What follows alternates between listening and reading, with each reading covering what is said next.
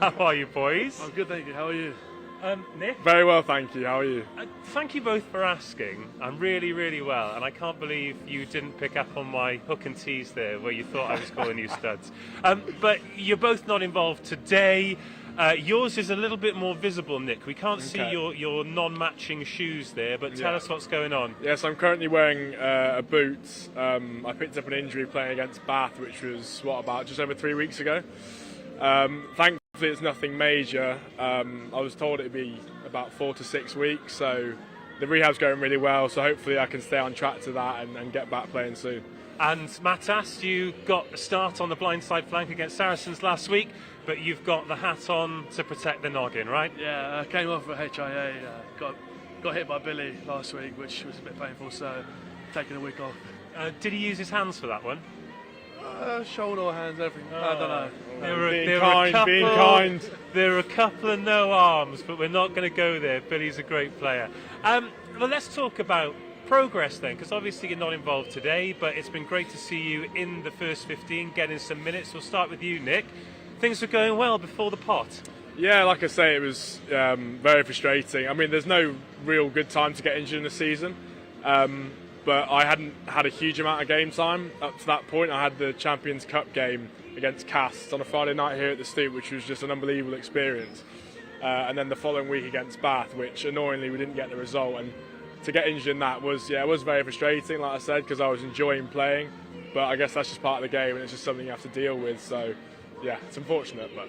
And Matas, I remember talking to you when you first signed for the club, when you came from London Scottish, and you've made the progress, you've earned the right to start in the team. Must feel pretty good. Yeah, I'm just excited, just happy to be playing, since I can see where I've come from, and I'm just happy to play. I just want to play a bit more and show what I can do. Well, you're happy to play, and we're happy to have you today. We've got these two for the entirety of the show, so make sure you get your questions in. You can ask the experts. Anything they can't ask you about? No, anything. Pretty open guy, to be honest, so we'll see how we go. Anything goes on Quinn's Live, and it is a massive day with the Quinn's Pride fixture. It's the third annual one. Craig Maxwell-Keys is out in the middle today, and we caught up with him ahead of the game. Craig, thank you so much for having a chat, because it is a very busy day for you today. And everyone's saying it's a huge day, the Pride fixture. A huge day for inclusivity, a huge day for rugby, but I'm trying to find out why. So can you help me find out why? I think there's a number of reasons. I think, well, firstly, the extra colour, the extra vibe around the stadium will help everyone today, because it's a bit cold and a bit wet otherwise. Yeah, cool. That's a good thing. But no, on a serious note, I just think the Pride fixture hopefully gets new fans through the doors, from minority backgrounds or just more broadly. They'll get a positive experience here, I'm sure, which just grows the game. And the more diverse, the more inclusive it is. I think the stronger the game is, and the stronger the local communities are, because there'll be lots of people here going back to their local clubs, hopefully spreading the message that they hear, and that's just positive for everyone. Well, this isn't the first time this season that you've been on the whistle for a game like this. You did the Buck Super Rugby game during the Rainbow Laces campaign. It's not just at the elite level, is it? We've got rugby and sport at all levels making a real attempt to be more inclusive and show that there is diversity within sport. Yeah, 100%. I think Quins are taking a lead. Obviously, it's the third Pride match they've had, but yeah, going right down to the grassroots, there's lots of different Pride initiatives, lots of different inclusive initiatives. I dare say some of them taking inspiration from what Quins have done, but no, it's really good. I think that's just representative of the fact that rugby's at the heart of a lot of communities, so the more people that get on board and spread inclusivity, whether it's from an LGBTQ perspective. I know Quins have had a Black Pride game here as well, which is really good, so yeah, the more the better. Harlequins are the first. Would you like to see things like this at more clubs, not just in the Premiership, not just in rugby? Oh, 100%. I think the more clubs, the more businesses that have initiatives like this, the better. Like, every organisation, every club stronger, the more diverse it is. Brings in characters, brings in different skill sets, which allows, from a rugby perspective, hopefully success on the pitch. From a business perspective, probably it can achieve corporate aims with a happier, more vibrant workplace. So the more the better. And obviously you've had tremendous success at what you do, doing it at the very highest level. Would you see yourself as somebody who can sort of shine the light and say, well, yes, there are opportunities for people. It is a welcoming and inclusive environment. And do you see it as a welcoming and inclusive environment, rugby? Oh, I certainly do. Like, my own experience has been really positive. Probably what you'd expect if you looked at rugby's values. So I'm really fortunate from that perspective. I know not everyone's that lucky. But my own experience was a really positive one. So yeah, if a day like today gives someone the confidence to come out, or at least give rugby a try, then if it's anything like my journey, they won't regret it. They'll have a great time in the sport. Well, good luck today. Go well. And look, I'm not trying to sway you as a referee or anything. However, third annual Pride fixture, being out in the middle, 5 points for Quins would really, really put a shine on the day. No? No comment. Okay. I'll let the rugby do the talking. Good luck today. Thanks for having a chat. Yes, thank you. As always on Harlequins Live, we have got fantastic prizes available. Today, we are giving away this limited edition Quins Pride t-shirt. If you don't win it, by the way, there is a great amount of exclusive merchandise. Get it while it's hot. Get it before it sells out. But this one in particular is going to be signed not just by Matas Jurevicius, but by Nick David as well. So if I can hand you the silver Sharpie, and you two can work out the logistics of signing that. And while they do that, I'm going to tell you how you can be in with a chance to win this fantastic prize. All you have to do is let us know who you think will score the first try for Harlequins today. Sign it now. Yeah, put it on yourself. Not rocket science, boys. Come on. So who's going to score the first try today for Harlequins? If you guess correctly, then you will be entered into the prize draw. To win it, whether you're watching on Facebook or YouTube, just get your entry in. We need a name. We don't need a minute, just a name. While you're signing it, Matas, who do you think is going to score the first try today? Tiz. Ooh, Tiz. Nick? My money is definitely on a forward given the weather conditions. I'm going to have to say Archie White. Archie White and Hugh Tizard. I am going to go with Hugh Jones, back in a 13 jersey today. He loves getting a meat pie, so let us know who you think is going to... Oh, look at these signatures. Show the camera. If you want to win this t-shirt, let us know who you think is going to score the first try today. We talk about the Pride fixture. It is massive, but there are reasons it is massive. And one of the reasons is it's the official launch of Quins Pride. So I caught up with the co-chair, Emily, to talk all things Quins, Quins Pride, and what this fixture means to her. Today is a huge day for Harlequins and Quins Pride, and who better to talk to us about that than the co-chair of Quins Pride, Emily. I keep saying it's a huge day, but why is it a huge day? Well, it's our third one, but this is the first one where Quins Pride as an entity is real.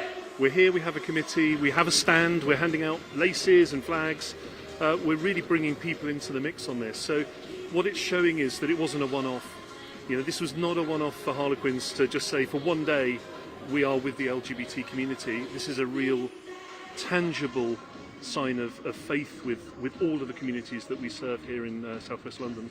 Let's talk about a few of those things then. You mentioned the committee, of which you're the co-chair. Yeah. Who's on the committee with you, and what positions are represented on that committee? So my other fabulous co-chair is Nick Hackett-Peacock. So he's actually over handing out laces as we speak at the moment. We've got Abby Barras, who's our honorary secretary, who will be managing all of our membership. So when people sign up today, it's Abby who's going to be getting the membership list together and keeping in contact, and the fabulous Jack Duncan, who's our comms lead.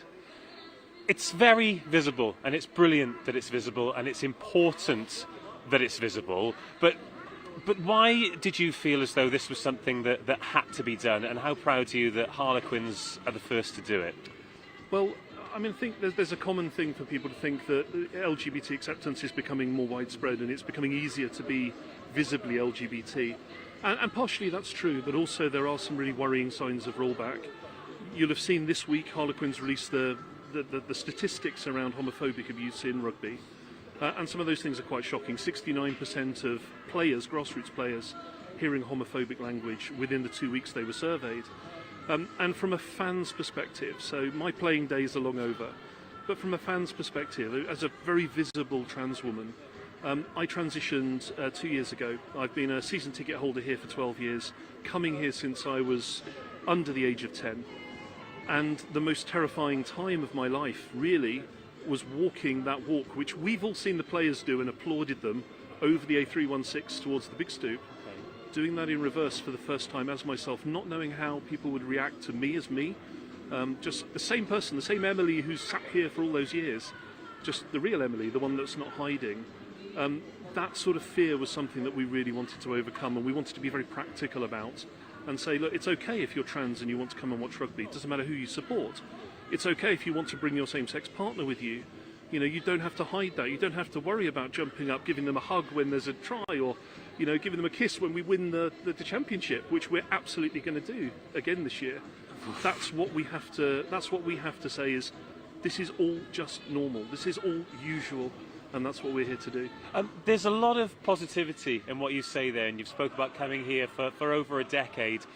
Even though that was a terrifying experience doing that work, I can just see the walk, should I say, I can see the stadium just behind you. It's not a long walk at all. But here now, as a season ticket holder, does the Stoop feel like a safe place where you can come and watch rugby? Absolutely. This is home. I've got the same seat I always had. This is my home.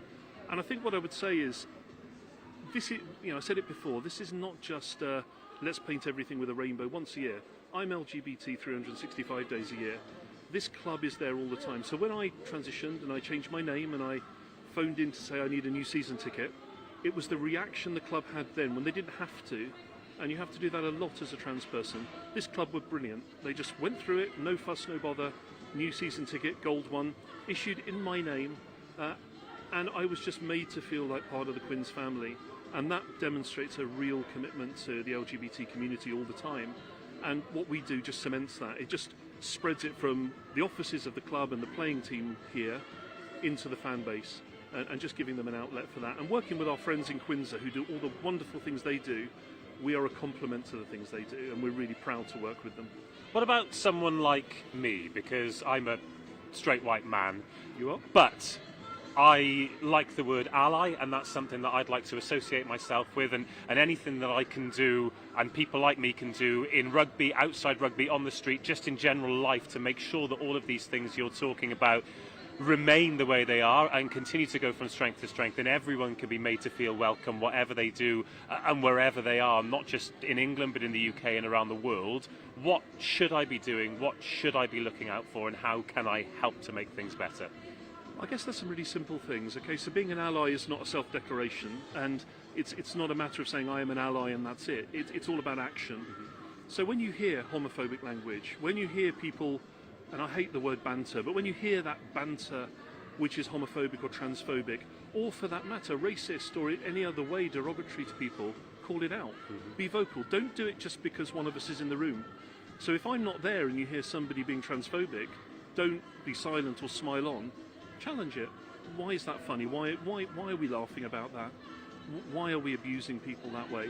So I think it's about being active. It's about listening to what goes on around you, and it's about having, you know, something I learned about years ago, which is that moral courage to say this is not okay. You know, these are my friends. These are my family. There's a very old saying which is, be careful who you hate. It could be somebody you love. Yeah. And you know, for all of us, I guarantee we all know somebody who is LGBT. Even if you don't realise it, because there are so many people who don't feel they're able to come out of the closet. There are so many people who are frightened to do that. I guarantee, although I am the only possibly visible trans person I see around the stadium, the numbers tell me I won't be the only trans person here. And I want everyone to feel safe just to be here. Just be season ticket holder in E194, enjoying the match, cheering us on, commiserating when things don't go as well as they do. And really, as I say, just waiting for us to lift the trophy again, because we are going to lift the trophy again.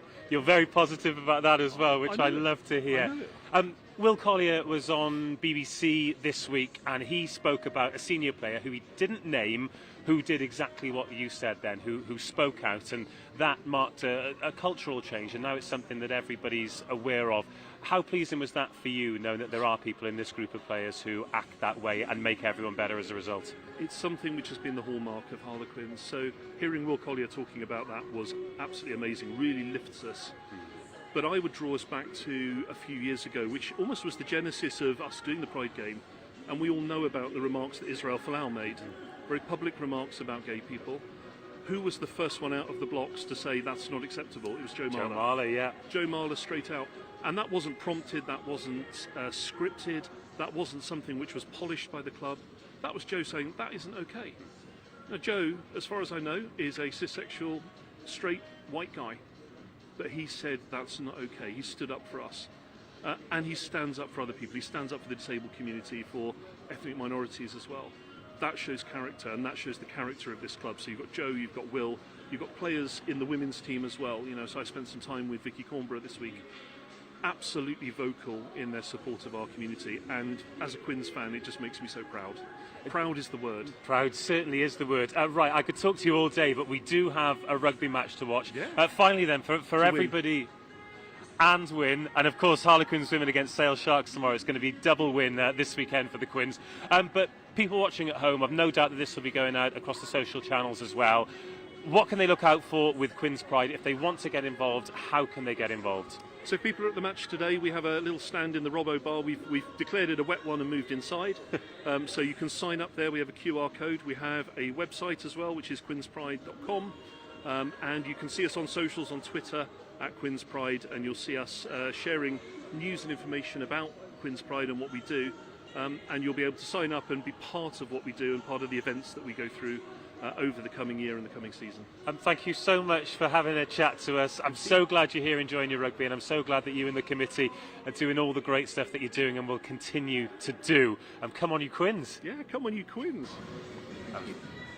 Great to hear from Emily, and really excited to see everything that's going on with Quins Pride as we turn around and see such grim conditions. But we're going to focus on the positives, and another positive is the fact that the King's Cross Steelers came down to train with Harlequins this week. And I'd just like to talk about the environment and the welcoming environment and all of the things that Quins seem to be at the forefront of when it comes to making rugby a more inclusive game. You were there when the Steelers came down this week, weren't you? Yeah, we was training. They just came and watched us train, and then a few boys did a few things with them after. But yeah, it was. So Christian was involved, and you were there too. They were down and they were given a welcome, but none of them hit any pads or anything. No, nothing like that. Potentially after, but I wasn't there for it. Well, they're braver than me if they do. I mean, Nick, you're relatively new to the club, and whether it is the diversity or the inclusion, it seems to be a place where everyone's given a welcome. Yeah, without a doubt. When I first joined, everyone made it very easy, the transition for me. Everyone was very welcoming. As you say, it's a very inclusive environment, and I felt at home, from the start, really. They're a really good bunch of guys, and I've really enjoyed, training with them, playing with them. And I can't wait for what's to come, really. Lots of exciting things to come, and the Stoop does bring out the great and the good in rugby, including our next guest, Lord Haywood, who insisted that I called him Robert. Robert, which seems very informal given the company that I'm keeping, but we're the rugby family today. It is so great to have a conversation with you. But before we really get into it, can you give us a potted history of your background in the game of rugby? Loved rugby from a very young age. Started refereeing before I became an MP, and then refereed the whole time I was an MP for Bristol, I'm afraid. But carried on refereeing and thoroughly enjoyed doing it. Then stopped for a number of different reasons and was involved with the Steelers from the start as the founder chairman. And we've now had 26 years of great experience as a gay inclusive club.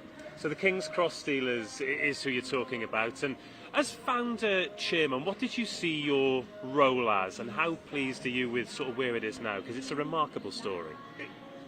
You don't realise what you're doing when you start. I just joined with a group of other guys who wanted to play rugby, who happened to be gay, and wanted to be comfortable playing rugby. And the rugby fraternity have been amazingly welcoming throughout. But started as 6 guys in a pub, took another year to play our first game. 18 months after that, we won our first match. And it's just grown and grown as a club, and then as a fraternity worldwide now. And it's absolutely fantastic to see that element of it. But to see what Quins are doing as a pride match is just something I would never, ever have entertained when I was first involved with the Steelers. So from those 6 guys in a pub to 2022, and we'll come on to the Pride game, of course, that's why we're here today. How would you chart the progress? How much progress do you think has been made? If I can take one little example, Please. which will, I hope, convey the change.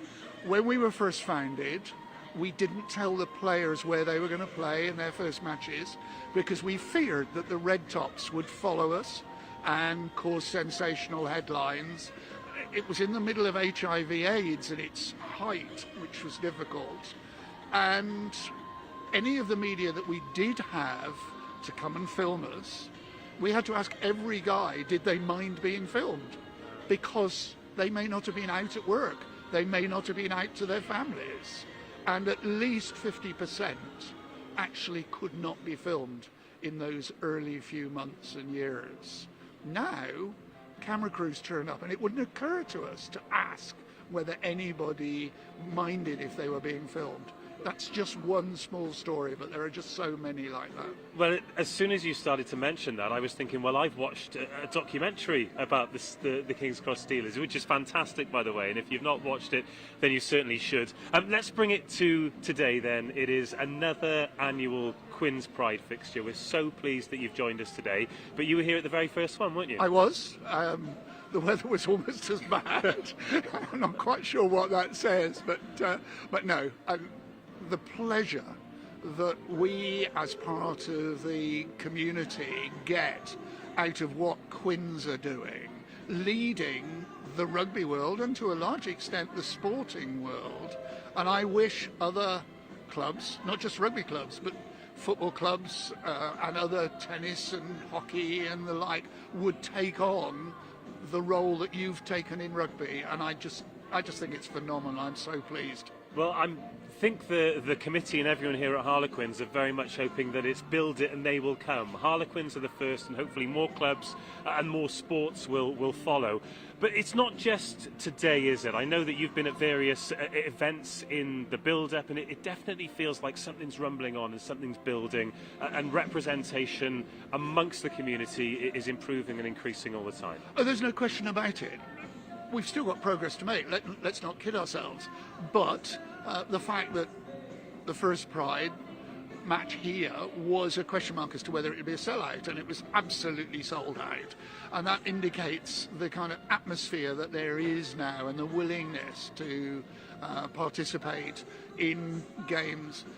I hope, not because I'm encouraging people to come out who shouldn't or don't want to or whatever, but I hope that what the Steelers have done and what the Quinns are doing now will make it easier for people in society to feel comfortable in themselves. The events that you've been to then, because I didn't get the invite to the stock exchange, but I did see that you were there with Stefan Levis. It seemed like it was incredibly well received. What was happening there? How did that feel? I mean, you've got a big smile on your face as soon as I've mentioned it. It was a wonderful moment. The stock exchange function was great, something that they'd not done before, involved with the Quinns, involved with people from the sporting community. I was at university in Rhodesia, as a scholar, and Zimbabwe, and it was at the time of apartheid. And to have Stefan as an Afrikaner speaking about diversity and inclusion in the way that he did meant probably more to me than virtually anybody in the audience at the stock exchange. It just was absolutely wonderful. There was a transition for me, recognising the progress that the lesbian and gay community have made in general. But there was a recognition of the progress that the Afrikaner community have made as well. And therefore, it was just a great conjunction of two groups with one interest, which is progress. Of course, and it's evidence that it's not just happening here in southwest London, it's happening around the world. What do you hope people take away from an event like today? The people who come to the Stoop, the people who watch on the television at home and see that this diversity and this inclusivity is being celebrated? Rather like what the Steelers have achieved over the 26 years, it's subliminal, it's step by step. I'm not asking anybody to make some great Damascene conversion and say out on a pitch, hallelujah, brethren, I've seen the light. I think that's improbable. But just an acceptance. As I said, to recognise that everybody should be able to, whatever they are in terms of sexuality, religion, background, race, whatever it may happen to be, that they can be comfortable in themselves within a society that is at comfort with itself. I will completely agree with you. I will raise a toast to that. Thank you so much for having a chat to us today. Enjoy the game. I know you're a Bristolian, but can I get a come on you Quins? On this occasion, without any shadow of doubt, I will say, come on Quins, with pride and with enthusiasm. If it was against Bristol, it might be a bit more difficult. Well, a big thank you to all of our guests on this massive day here at the Stoop. It is the Pride fixture. It is Harlequins versus Wasps. Amidst all of the everything that's going on, we need to remember we've got a Gallagher Premiership game here. These two are here for the entirety of the game, so if you're watching on YouTube or Facebook, then you can ask the experts. What are you an expert in, Nick? I like to think rugby to an extent. So yeah, I think that's my final answer, locked in, rugby. Matas? I've got no clue. I've I've got no clue. about anything. No, nothing. I'm clueless. You're being modest there, aren't you? I'd say being modest. Yeah. Fluent Lithuanian, I think you can speak. I can speak a bit of Lithuanian. Okay, well maybe we'll get some words out of you. Maybe. So if you're joining us for the first time, this is Harlequins Live. It's people watching rugby. We are here in the Stoop where, dare I say it, the rain has stopped and the sun has begun to shine. It's still a bit breezy, it's still a little bit cold, but you've got the benefit, of course, of watching the match at home, but hopefully you're going to enjoy it with us as well. We've got a competition. Where's the t-shirt? Russ has got the t-shirt, he's keeping it dry, but we've got a limited edition Quinn's Pride t-shirt that's been signed by these two. If you want to be in with a chance of winning that, then you need to let us know who you think is going to be the first try scorer in the game today. You said Tiz. Archie White. You said Archie White, you said Tiz. Big day for Archie White, of course, his 50th appearance. I said Hugh Jones. I just feel it in my bones. He's due one. I think being Archie's 50th as well, I think it's only appropriate that I'm rooting for him to get the first one. Hey, we're all rooting for Archie. Let's talk about the team then, because with all the stuff to talk about at the top of the show, we've not really done that. Marla and Collier coming back into the front row, that's massive, isn't it? Yeah, that's quite big, especially like this week in training.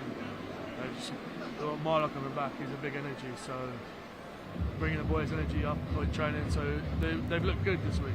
Well, this is the team. Only 11 of them, but I can tell you there's definitely a 12 to 15 as well. We can see Marla and Cole coming back into the front row, and Wacker, Steph Levis, the captain, starts on the blind side flank, and then Luke and Archie making up the rest of the back row.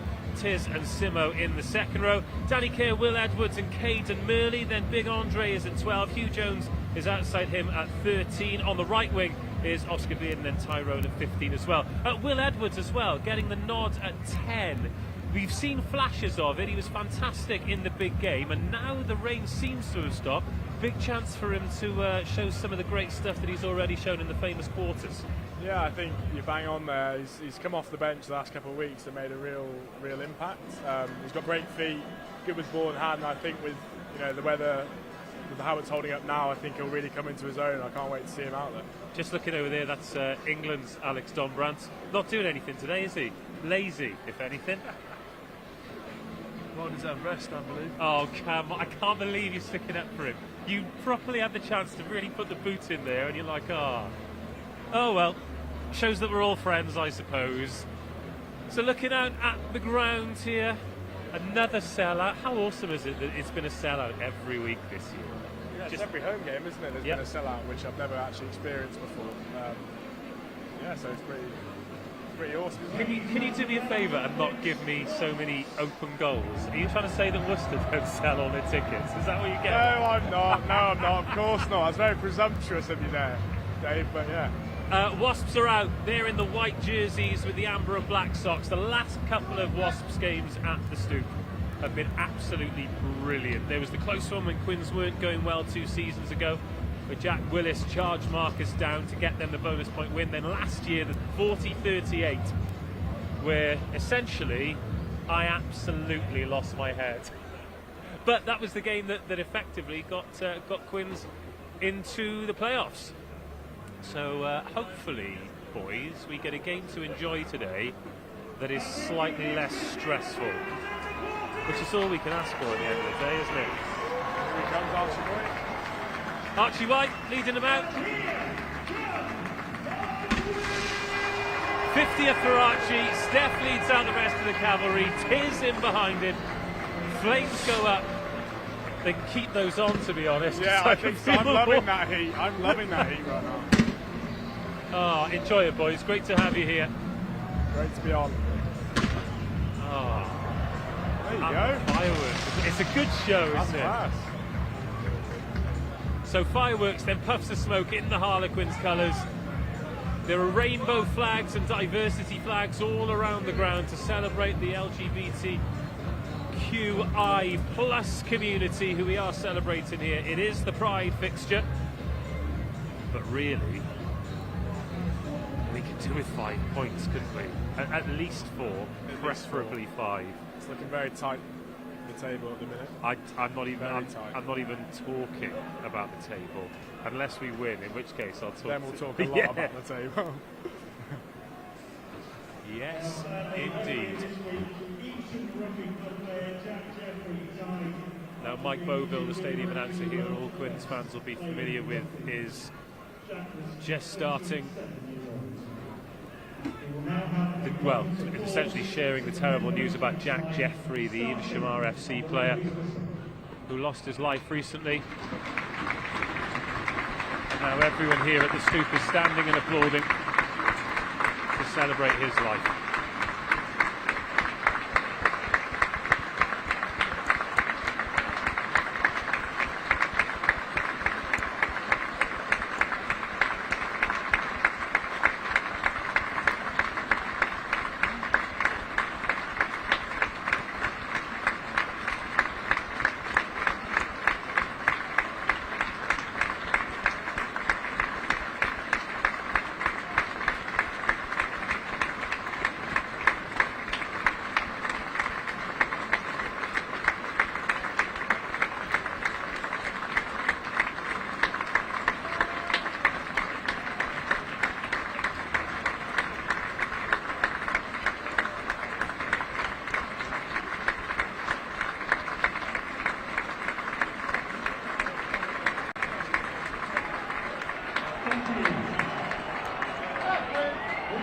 Come on, boys. Rest well, Jack. Right, let's have a great game of rugby. Honestly, just seeing Dan Robson running out in that white Wasp shirt is giving me PTSD from last time. Yeah. He was so good. Like it was actually a joy to watch. Quinn's attacking our end, so we're in the DHL stand pretty much in line with the try line. So hoping for loads of tries in the first half and then in the second half. Quinn's receiving the kickoff. Craig Maxwell-Keys is out there. And we are underway. Simo is not underneath. The tie is. Has he just been taken high there? Right, you boys have got to keep an eye on me today because for most of the rugby that I do, I am a down the line commentator who sees everything as they can. As soon as we start to do this, I just become the most one-eyed Quinn's fan ever. So just call me out on my nonsense. Will do, will do. Because I thought Ty was. That did tough seem and a bit. high, That was borderline. I thought. Looks like they have a player down. Maybe from that hit. I'm not sure. Yeah, maybe from that disgusting high hit. But straight away we saw the little bit of breeze out there. That kick really hung, didn't it? Yeah. Oh, yeah. So we're with the win in the first half. From the replay, you could see it was attacking early. Yeah. And I was cruised Was it by the hooker? Was it the hooker who tackled him earlier? I didn't see. Oh, first hit of the game. Hate to see that. Hate to see that. You've seen the varying levels of dress here. People wrapped up. A lot of barbers next to us. Yeah, lots You of barber guys whisper because they might be able to hear you. Barber guys. Do you own a barber? I don't own any. I know a few people. I've had one for a good couple of years now. So it's got like the big wings on the shoulders. No, I'd quite like one like that then. I feel like it's become more popular recently. What, the barbers? Yeah. Well, there's a break in play here already, which gives us an opportunity to remind you to get your questions in for these two. Matas, there's a screen there. Can you see it's turned off? Can you see if you can switch it on? Because that's where the questions will come up. And if we can't see it, It's on. then oh, it's on. All right. They are making a change. Is that Jeff Tumangarallen coming on? Goodness me. Oh, wow. Gabriel Loga, I think, because it's hooker, yeah. Oh, yes, sorry. And Andre has Big found left a good boot, touch. big left boot from Andre there. Here we go then. So the ARs have got the rainbow flags as well.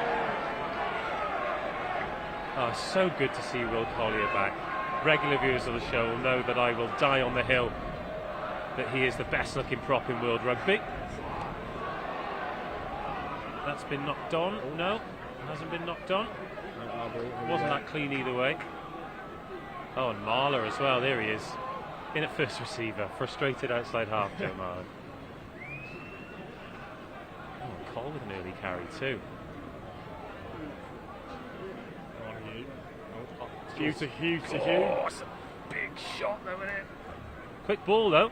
Then Andre, one more. Oh, unlucky. Is that knocked on or is it just gone out on the far side? I think that's a knock on scrum, is it? Okay. Bit of width early on though. Bit of intent. Yeah, that's Hugh to Hugh to Hugh. Hugh to Hugh to Hugh, I think it was. So hang on, we got Hugh. Yeah, I'm trying. Who spells it what way? Everyone. Is it? No, Hugh Jones is H-U-W, the proper way, the Welsh way. Oh, is it H-U-G-H? G. Of course he is, mate. Oh, yes, it always has to be different. It's from southwest London. I thought he was going to go up the blind side. Then Marler in at first receiver again. He loves it, doesn't he? Yes.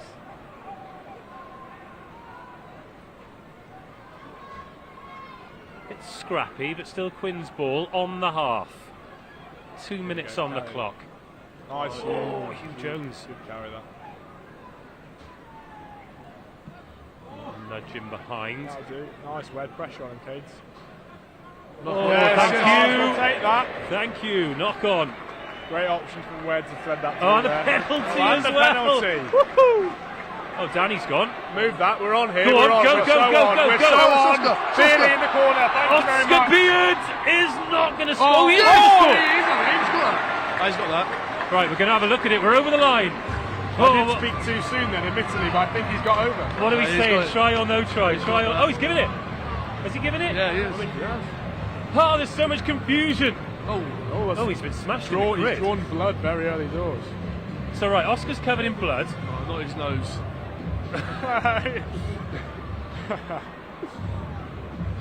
Danny Kerr's gone quickly. Quinns have spread it.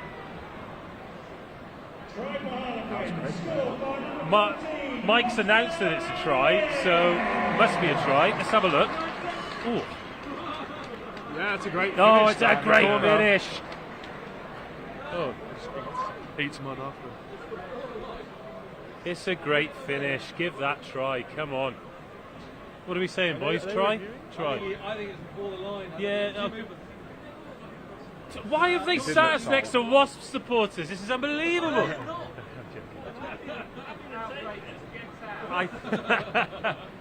Go.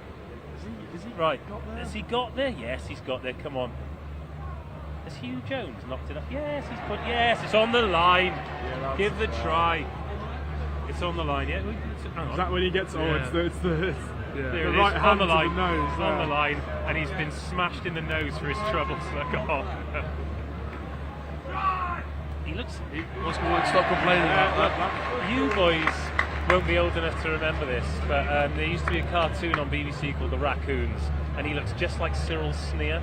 And at half time, Oscar Beard. yeah, he does. Yeah, I'll show you. I'll show you the still at half time. Either way, he loves a try, doesn't he? When he gets to start. Bench. Dangerous to ball in hand is Oscar Beard. Right, we still haven't got this, so we can't have any questions as yet, but keep them coming in. Conversion goes up. Looks all right, but it drifts across the face. 5-0. Boys, Great start. a bright start. Very bright. It's amazing how much better you feel after a start like that. So what's Great the... turnover from Caden here. And then great eyes up rugby from Deese just to tap it and see the space out wide. That's a weird one from a Doggo, isn't it? Tyrone's under it from the restart, inside our own 22. Runs straight into a second row, of course he does. Oh, we're going again, here we go. Oh, too big. That's forward or line out, isn't it? What are they going to go for here? That is one of the risks of running it in the red. God, he's still got blood all over, hasn't he? I think it smacked straight in the beak though, didn't he? Yeah. Right, boys, let's do some defending here. Talk to me about marshalling the defence in the 22 from a set piece. What are you communicating here? I think in this area of the field, what we sort of talk about doing is more of a blitz defence. Yeah, okay. Giving the Wasps backline in this case sort of next to no time on the ball to shut down their options, and that's really what they'll look to do here. The communication between the back three, also the wingers and the fullback is very important here. So I just thought you could see then Caden and Tyrone chatting about the potential threats opposite and who they'll be taking. So there's a little bit, it's a small chat during these plays which really helped, really. Well, the scrum looked to just be breaking up, but they were told to use it, and they did, and there comes that blitz. Luke Wallace being a nuisance as per, but Wasps with good field position. Slow ball, oh, there's the nudge. Straight out on the full. Did they have a penalty advantage? Yeah, penalty Okay, advantage. I didn't see the arm go out. So in a similar position then, I'd like to try and milk you for your knowledge. So in a scrum there, you're packing down on the blind side flank. Yeah. What are you watching? What's your trigger movement once the ball's live? So first of all, I'll make sure no one, the eight's not picking blind. But after that, I'm just going around the scrum and just protecting the eights inside. Okay. If anything comes back in, and then if the ball goes wide, I'll filter the big boys, the props in, and then just go fly up and hit someone after. That's the what I was waiting for. Fly up and hit someone. Right, penalties bang in front of the sticks. Umanga, who's wearing 15 today, has got an easy opportunity to get Wasps on the scoreboard. And he does. 7 minutes gone-ish, 6 minutes gone, 5-3. Annoying. What was that penalty for? I didn't see. We don't have the benefit of the ref's mic, unfortunately, but I think it was off that first breakdown from the scrum, wasn't it? Where I think maybe Luke Wallace was fringing on what was legal and what wasn't. Deep kick-off. Well taken. Simo gets stuck in, doesn't he? Yeah, he loves it. Throws his body about, doesn't he? Yeah. Big boy. The boys last week were saying that he's a pretty tough operator. They referred to him as the enforcer. The enforcer. Which I'd have thought, I'd I'd have thought was Simo, but obviously you boys are much closer to it than me. Is Tizzy worthy of that moniker? Oh, Manga. So that's a great kick. Is that going to get a power? It's not.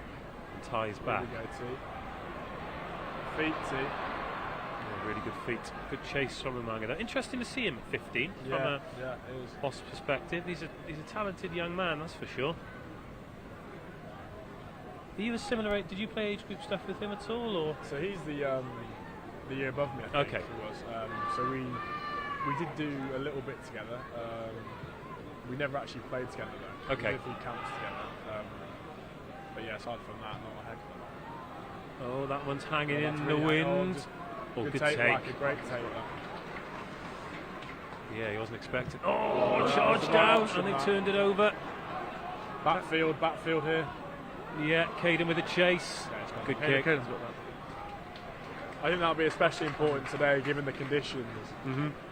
Is the communication in the backfield. If the kicks are really holding up in the wind, just getting that clear call from the back, that short call to make sure that someone does claim it. So in that case, it was Wacko who did a great job. And so who's making? So Tyrone was in behind him. Would he have got the call off Ty then? Yeah, I reckon Tyrone's probably being in the backfield, having the best view of the pitch. He's got, as I say, the best view and be able to make the call on whether he thinks he gets to the ball or not. If not, he'll call short, which then encourages the lads who are under the ball to then actually look up and try and catch it themselves. But yeah, really, really important now on a day like today when wind is such a big factor. Okay, Quinn's with the throw in at the line out inside their own 22. 8 minutes on the clock. 5-3. And in this wind, I'm surprised that Quinn's are doing as much fannying about as they are, and Wasps have turned that ball over. Oh, and there's a missed tackle. Now, real chance for Wasps. Robson's there, they've got numbers. Good hit. That's a great shot, though, to slow it down. Great hit. That's a try-saving tackle, but it's still with Wasps. Inside the 22. Are we short of numbers there? No. Luke Wallace again. Getting plenty of rugby at the moment, Lukey Wallace. Plenty of options, back row options for Quinn's on the bench today. And there are some names that it's great to see back. Steph Levis being one. Tommy Lauday on 2-on-1. God, great tackle. Great scramble, dude. But Wasps' best chance to score so far as we approach 10 minutes. Going through the phases, another great shot. Need to finish the tackle though, and it's Will Collier who does it. Right, no penalties, boys, come on. Robson. Yes, it is. This is lung-busting stuff from the defence, isn't it? Oh, a little fumble there, and Hugh Jones makes a good tackle. Oh, and Robson has a dart! Oh, goodness me. You can hear how tense I am every time he's on the ball. I don't realise this. Maybe I'm like the founding member of the Dan Robson fan club or something. Oh, another great shot. Oh, Great hit, mate. got to finish it off, though. Yes.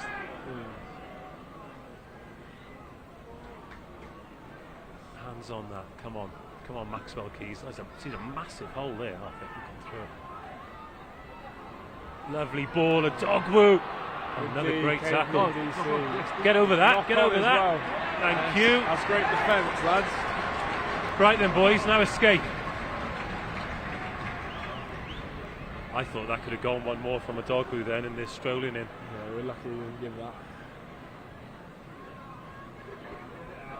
2 knock-ons from Paolo Adogwu, so watch him score a hat-trick in the second half. Got to be wary of him. He's very good. He had, well, I say rotten luck. That thing last year where he got called up to England and ended up not playing rugby for about 3 months. Oh, well. And that all came from coughing up that line out, didn't it? Yeah. Ugh. Great defence from Caden and DC there. Yeah. Stopping the offload. He's very good defensively, Caden, isn't he? Yeah, he's very good. Very solid. And his size obviously helps him. Yeah, I'm not entirely sure. A lot of people appreciate just how sort of big and strong he is. Right then. Good territory here for Wasps on the 22.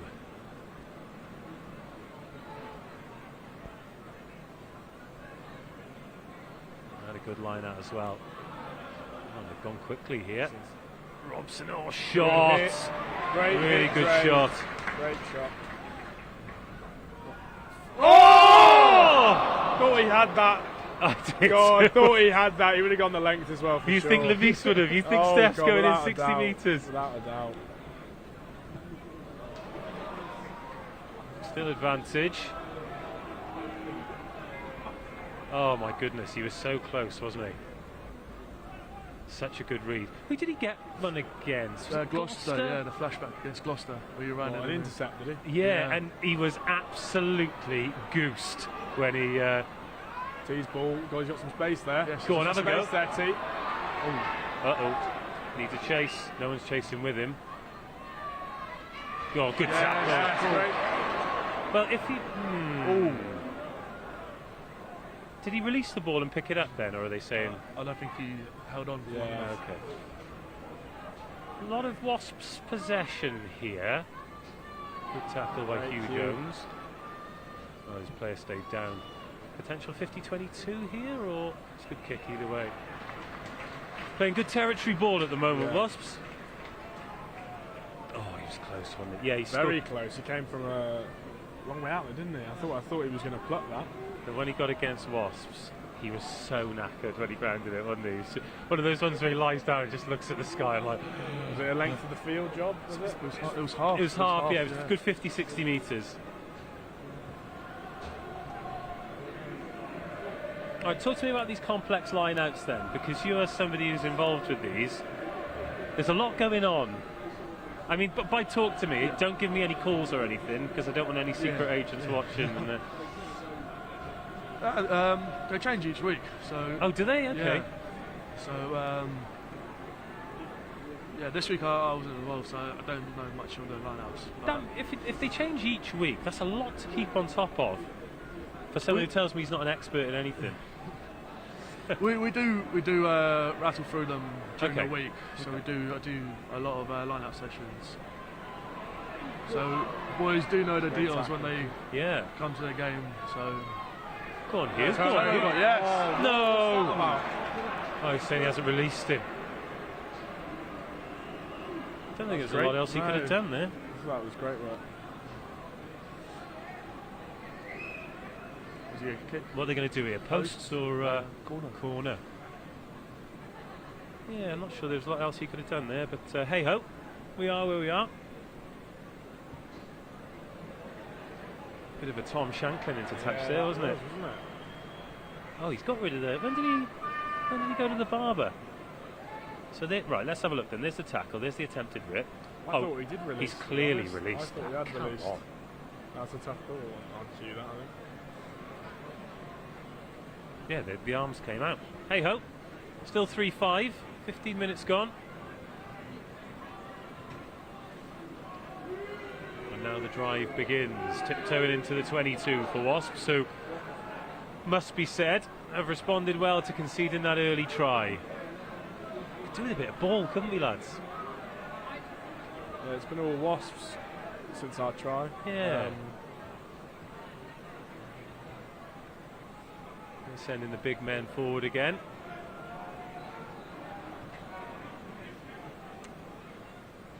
Oh yeah, more big shots, crikey. Oh, and another one as well. It's physical out there. That's great, who's that? That's Hugh Jones, isn't it? No, it's Andre. The Andre.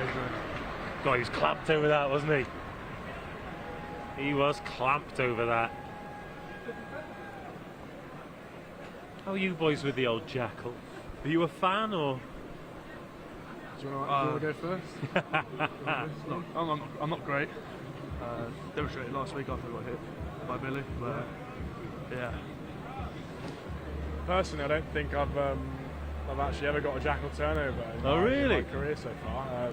Well, let's make it an ambition then. But I guess there's a first time for everything, so it's something I'm looking to do. Couple of the boys in the back line do a really good job of it. I'm trying to think, we did. March got a really important one. It might have been in the big game actually, when it was touch and go. He got one. Is that near our try line? Yeah. I think I know which one you mean, yeah. Tell you, a few stick out of my mind. Muskie made an unbelievable one away in France. He is good. But he is, what, 5'3"? 5'2". Give or take. And of course, best of luck to Muskie and all the Quinn's boys who are going in the champ today. Oh, he's missed touch by a mile. Oh, Wed, come on. That's frustrating. Oh, that's not a great strike either. How's it going to work? That's a knock on that. Simo's ball. Right, boys. Right, first question. Ilza Will, 1975. Nick David, what pizza did you get? What pizza? So I assume whoever's put this question in has seen me walk through the Stoop with the pizza in hand. What I got, I think, what was it? It was the Diavola, I think they call it. Oh yeah. Is that posh pepperoni? Yeah. I think essentially posh was saying pepperoni with a bit of basil and some cheese on top, and it was very delicious. Did he give you a slice, Matas? I'm not hungry. I'm not hungry. I did offer, but I had a pancake before. Oh, did you? Yeah. Get a bounce. Bit of kick tennis at the moment. If you do come to the Stoop, I would recommend the pizzas. Absolutely delicious. They are kicking into the wind, aren't they? Right then, Ty. Back one. Come on then. Nice. Get a bounce. Get a bounce. Oh. All we want's a 50-22. Yeah. When was the last 50-22? Lovely date. Touch she goes. Touch she goes. Lucky. Where was the last one? Last 50-22 we got. I couldn't tell you. No. Liner, No. wasn't it? Yeah, Liner against Saracens. When he shinned it. Because Liner, like, you could put a highlights reel of Liner's kicks together and he would look like one of the best to ever do it. But we're all friends here. Like, how much of it do you think is deliberate? Because he looks like he's playing on the edge, you know? He's got the. Has he got the most number of 50-22s? I don't know. Well, done he it got twice, one. hasn't he? He got He's done one in the Newcastle game, the first game of the season, and then the one against Saracens, isn't it? Yeah. And then that, obviously the couple of chip and chase tries he's got. The one that he didn't get against Cardiff that was, I thought he was away there. the one that he didn't get against Cardiff because it was brought back. But yeah, it was brought back. I can't remember why. That would have been a hell of a finish. I think it was, here we go. Oh, Tizzy having a scrap. The enforcer, I think they call him. That ties back nicely to that nickname we were. He's just so big, isn't he? Oh, we've got, hang on. Right, Oscar Beard is not the winner of the t-shirt. Oscar Beard scored the try. So if you guessed Oscar Beard, then you'll be entered into the prize draw. If you're the only person who entered Oscar Beard, you are the winner. So hopefully we'll have a winner for you. Do we know how many? Unless Oscar Did it himself. backed himself yeah, and he really fancied the t-shirt. In which case, congratulations, Oscar. Here we go, lads. Right, where's Fan Touch this time? Position. Oh, we're going to hear Mighty Quinn. I'll be right back. I'm just going to take my headphones off and listen to this.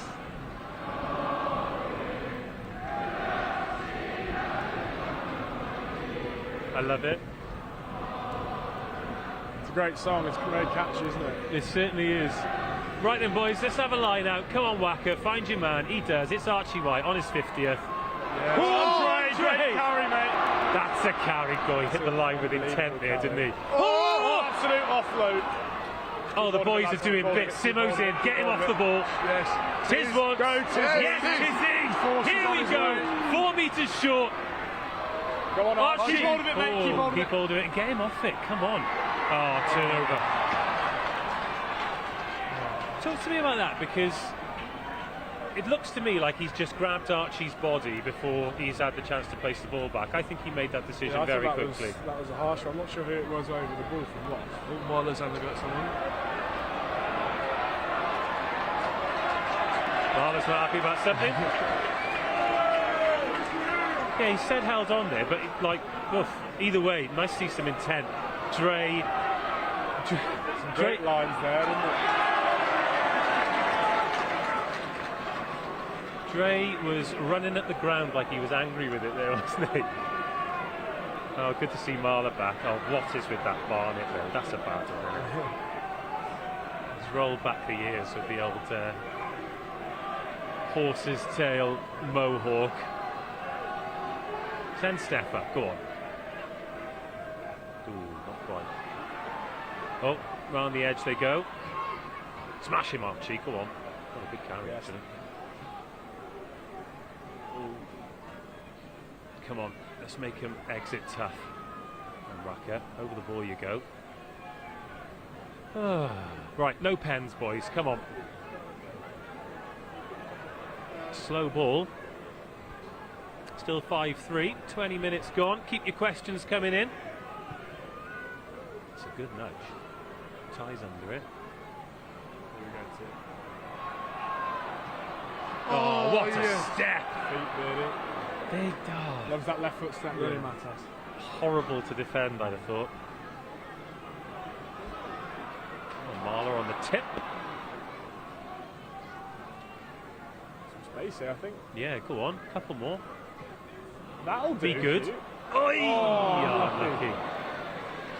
Hugh Jones on the kick pass. Yeah, that was huge, the little bullet crossfield. Are we sometimes guilty of maybe trying to do it a little bit quickly? When you compare how we're playing to how Wasps are playing, they're a lot more patient, aren't they? We just do it with flair. Is this a joke? Loyal supporter has won the. Well, thank you. You haven't got a name then. Thank you, No loyal. name. How are we? Loyal supporter. What? Like, how are we supposed to find out what your address is to send it to you? But anyway, thank you very much for entering the competition, loyal supporter on YouTube. Great to have you here. If you could send us your actual name and your actual address so we can contact you, because we'd love to send you the T-shirt, the signed T-shirt by these two. What's the weirdest thing either of you have ever signed? Well, it's a tough question on the spot, I think. All right, I think, yeah. Have a think about it. Yeah, I'll come back to you. Okay. Slow ball. I might have- Slow. Might have Nah, it's got- gone to ground. It's gone to ground. We've managed to get it to ground. It's a real shame. Yeah, that is a shame. Oh, come on, get on with it. Better conditions now. Still cold though. I've underdone it with layers today, I'll be honest with you. Oh, well run. Yes, Dizzy. Offside. Oh, because he's bounced it back. It's bounced off a Quinn's player and Tizard's taken it.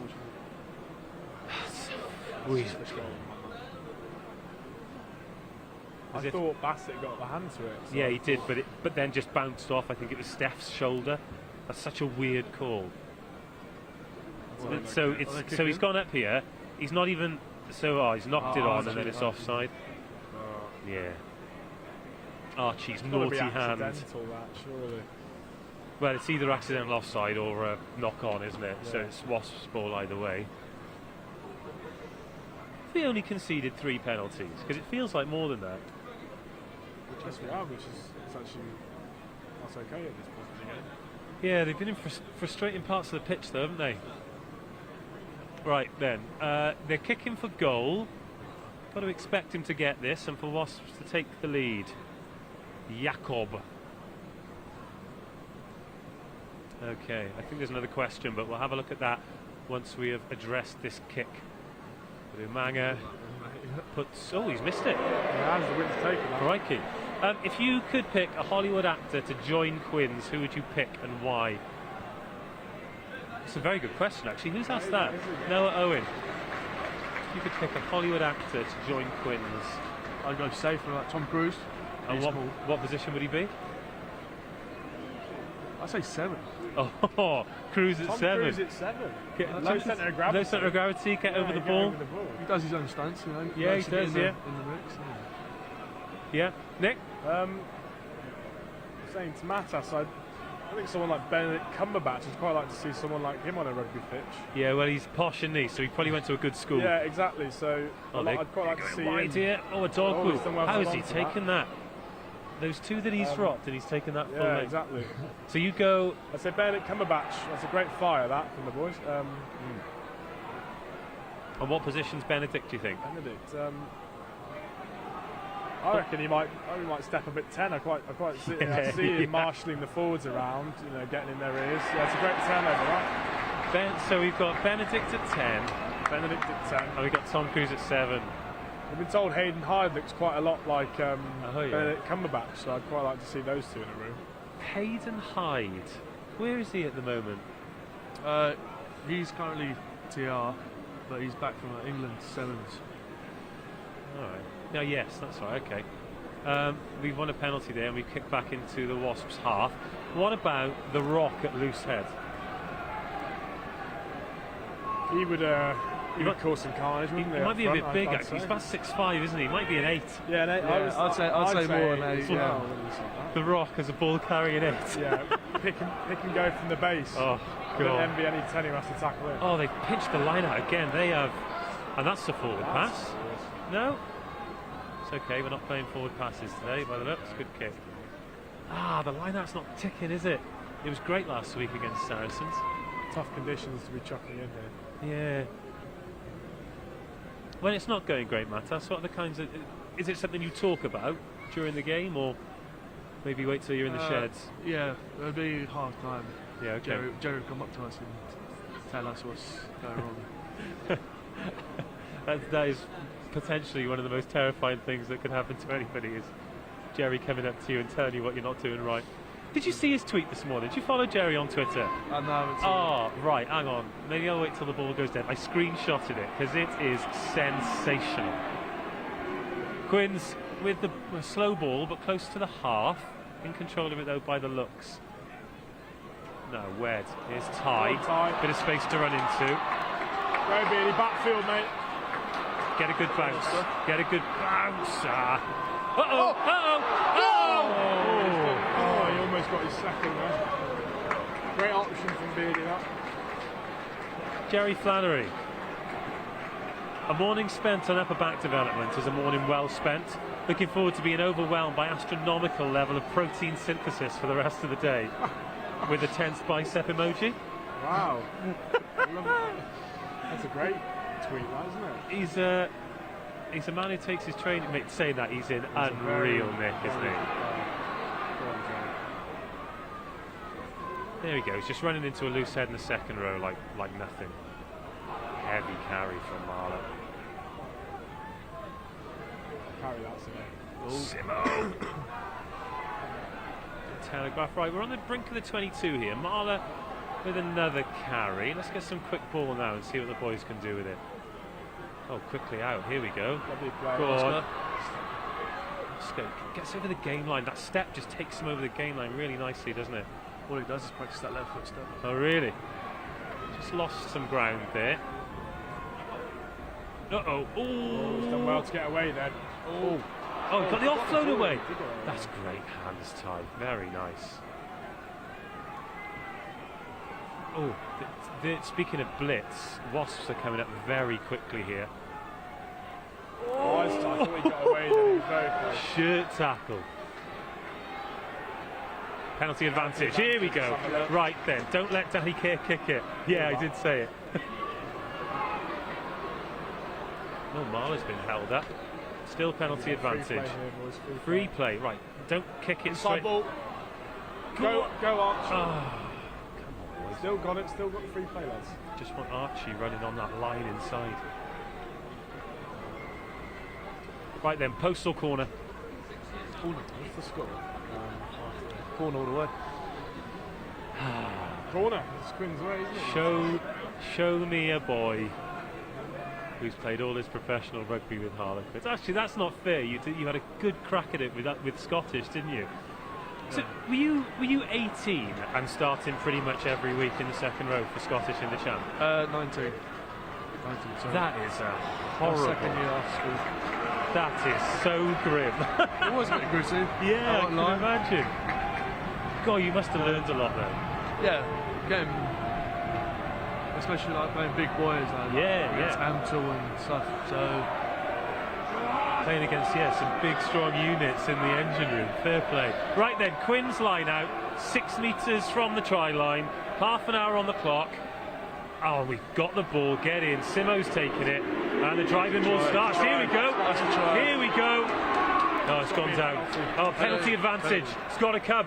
Tiz has gone. He's got it. Oh, he's gone. What a leg drive from Twiz. Billy Twiz. Right, Marla now gets us to within a metre. It's got to come. Penalty advantage. Danny Kerr's after try number 100, isn't he?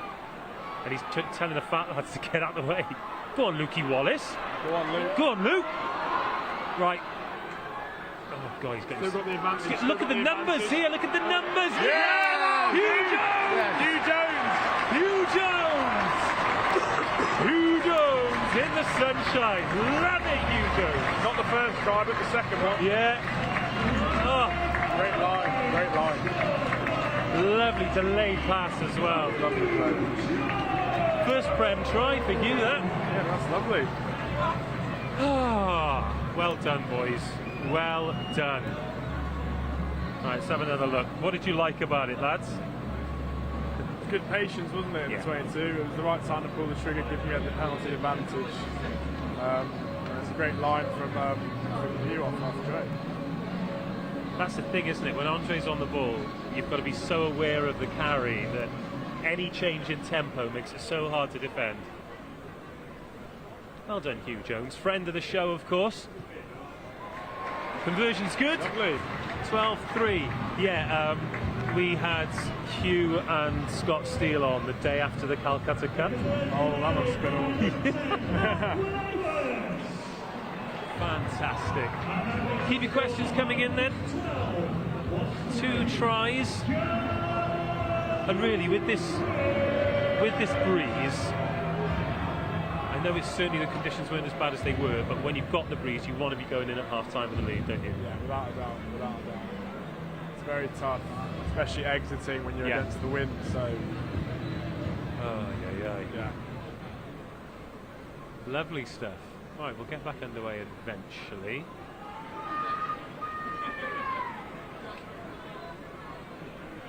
Okay, 2 tries. Oh. Who's the quickest mover and who moves the most tin? Asks Harlequins amateurs. Oh, Greg takes Simo. People keep telling me that Caden's the quickest. Is that true? Caden is currently holding the top spot for speed. Is he? So, yeah. What distance over?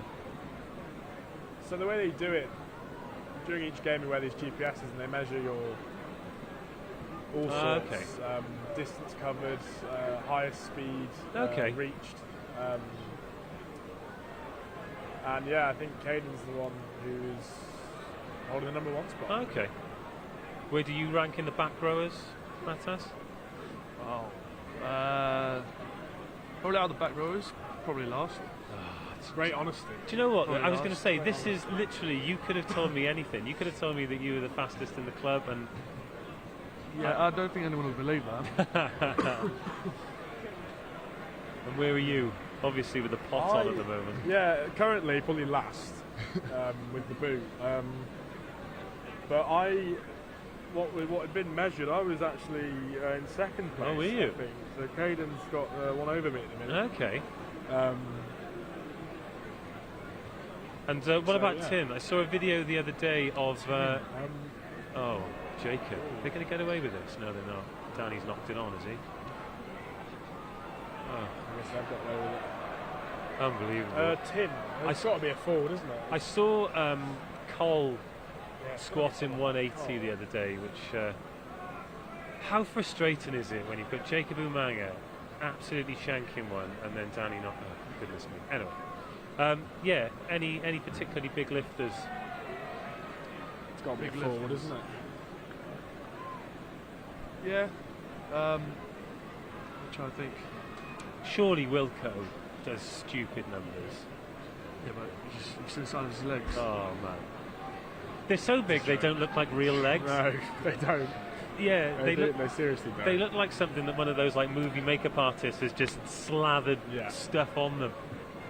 Good to see him back. He's on the bench today. I'm sure he'll be on the pitch at some point.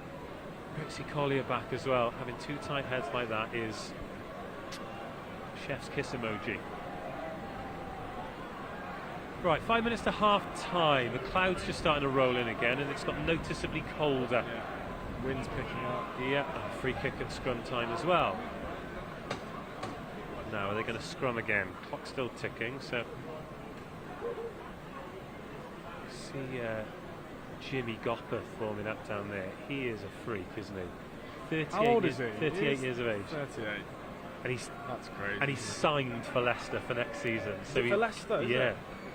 Yeah, it's not like he's I don't know, gone for a retirement payday somewhere. No, He's gone to Leicester no. Tigers, age 38. Fair play. Yeah, that'll be with Andre Pollard, I guess, next season.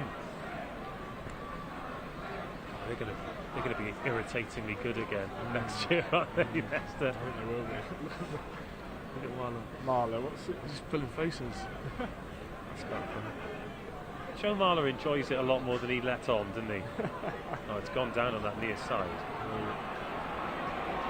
Yes! Well, that had gone down on the near side, so Will Collier has had an absolute stormer in that scrum. He is playing some brilliant rugby, isn't he? But of course, as a blindside flanker, Steph will be claiming that as all his, right? Yeah, that was all Yeah. Steph. That was all Steph.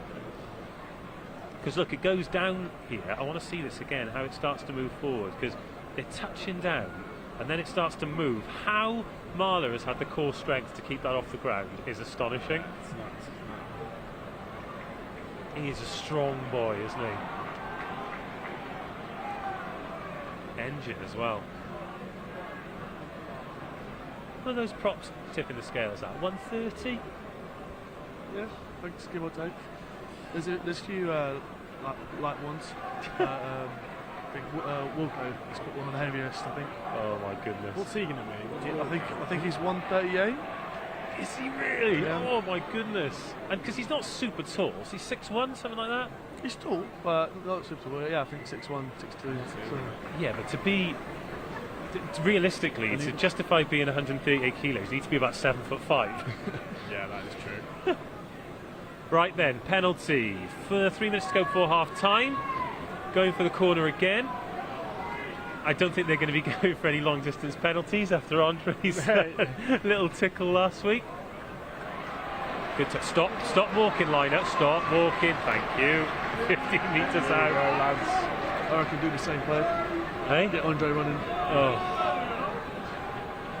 Does he ever?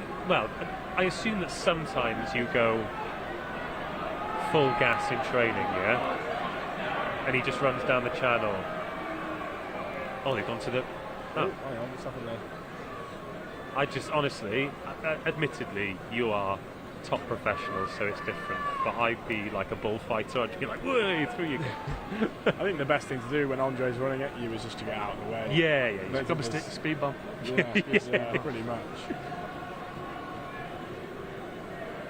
Come on, boys, one more before half-time would be fantastic. 12-3. We'll have more chance to ask these two questions in the second half. 38 minutes on the clock, so get your questions in. Great to have you on board wherever you're watching around the world. Oof, Steph takes it, and the drive starts. Here we go. Oh, marching. 7 metres short. Luke Wallace on the ball. Starts to go backwards. Go on, Tizzy. And away comes Go, Tiz. big Tiz. Oh, I thought Cole was coming in at scrum half then. Instead, Archie White does not get isolated here. Get there, Tiz. Good man. How have we managed to get isolated there? Someone had to hurdle over someone. You could just see it happening, couldn't you? As soon as Archie was on the ball. There he goes. Yeah, it's harsh that. Oh well. Still, make them exit. Make them exit. Yeah, if we can win it back here, having a bit of space to run into. So we scored that try from deep against, but did you put Dino in? Against Bath? Yes, that was me. That was me, I believe. Okay, yeah. Because we were pounding on the line, weren't we? And then scored from the direct phase after we'd blown it. Come on then, boys, no pens. Let's make him exit. Yeah, good. Told once. So now Robson's going to have to do something. Well, if it's once, Craig, do us a favour. Or don't. They're just going to run the clock down here, I imagine, and then kick it out. I think that's weird, though. Surely you'd want to at least attempt to score. Oh, as we say that, they nearly break the line. Oh, okay. Right then, boys. Half-time, Harlequins 12, Wasps 3. Your thoughts on what we've seen? I feel like we could have had one more try in there. Yeah. Definitely. But yeah, I reckon second half will rank up a bit more. What have you liked? What have you not liked? It's good to be ahead at half-time. I think we probably just need to tighten up a little bit around the breakdown. As Matas said, we should have at least. We want more tries, being a bit more clinical in the opposition 22 and coming away with points. Penalties in key areas have frustrated us a little bit, haven't they? Yeah. Alas. I feel like we defended well though. Yeah, very much so. Well, all that time they spent in the 22 for them to not come away with a 5-pointer, that is certainly something positive to bring into the second half. We will be back with the second half again. Your opportunity to ask these two whatever you like, and hopefully we'll have something to get us out of our seats and celebrate. But half time here it is, Quinn's 12, Wasps 3, and we'll be back with the second half after this. Yeah, it's been really great to continue the involvement that we've had with Harlequins and for them to invite us down. Really great to get to see what's happening here at training. It's been huge for the players to get to see, you know, people in their position at the higher level. What are they doing? How does it all work? And they've really enjoyed that energy as well. Great also to hear from the coaching staff. I get a chance to ask them some questions, and I've learned a ton. So it's been fantastic to do that. It was good. They're like any rugby club in the world that I've spoken with, and it's so good that they're on the sideline. They're often asking questions around the differences, and their coach is there, so they're giving him a bit of a shunt around. Maybe we should be doing some of that. When I spoke to the players, before the training about it, they were like, "Oh wow, that's coming up again." So you could see, for those that have been here, it's a pretty important game for us. And that inclusivity piece, it's actually one of the things I take real pride in with regard to our game around the world. Is not only renowned for that, but that's been my experiences everywhere I've been.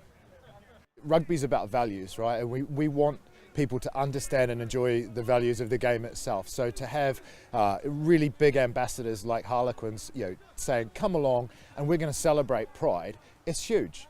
Our guys see it. Other people see it in the broader environment, and they want to get involved with the sport. It's a great advertisement for the game itself, and I think that's the big takeaway. And Harlequins are doing a great job around that with these Pride games. It's been absolutely amazing, just seeing how the pros really do it. Look at the drills they warm up with, the style of play, what they do is absolutely crazy how good they are. So obviously a lot to take back to our own training and see how we can adapt it to our own styles. Well, obviously not at this pace, but something to take away from this experience would be amazing. We all want a safe space to play rugby, and for me, that's what rugby should be. It should be a sport that everyone can play. Yeah, visibility is really important in terms of what Harlequins are doing around the Pride game.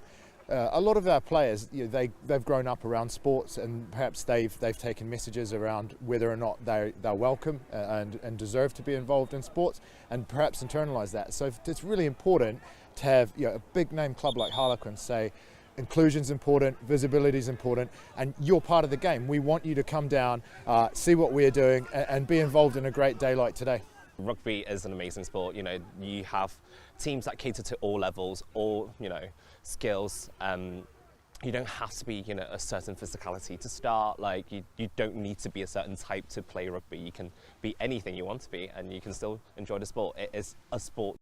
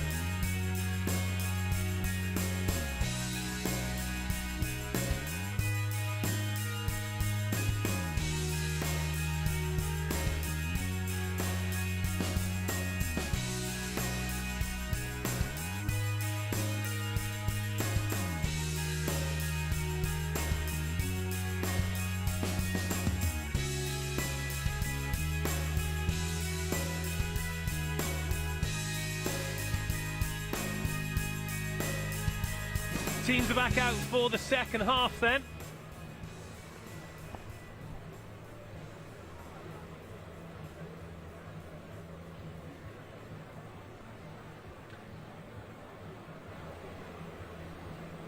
Teams back out for the second half. Well, Wasps are back out. That breeze has definitely picked up. It's swirling around here. Feels a little bit like it's blowing towards us, as opposed to the try line. Mike Boville calls out Harlequins. Here they come, everyone getting back into their seats. Welcome everyone, great to have you here. I've been made aware that this game isn't being broadcast anywhere, and I didn't realise that beforehand, so I apologise. I'll try and be a little bit more accurate with the description of where the ball is. We can't turn it into a proper commentary because that'd be boring. Well, it wouldn't be boring. I'm sure you guys at home would appreciate it, but we will try and make it the complete show that it is. Keep your questions coming in. It is Harlequins 12, Wasps 3. Early try from Oscar Beard, and then Hugh Jones getting his first Premiership try. One penalty for Jacob Umanga, one missed penalty. Oh, that breeze is stiffening up, isn't it? It's getting cold. Oh, so you boys were in the box, shooting the breeze with the lads. The England boys are here watching today. They've of course got the Saturday off before they go at it against Wales over the road next week. Other than Marler, of course, who's out there, and he had a good half actually, Joe Marler, didn't he? He was really important for us as the scrum started to go well. Didn't go that well against Saracens last week. So we're back underway. Dan Robson, box kicks clear. Tyrone is underneath it. Oh, just about. Good take in the end. Now Will Edwards, first touch, drills that one low. Nice bounce. Oh, does get a nice bounce.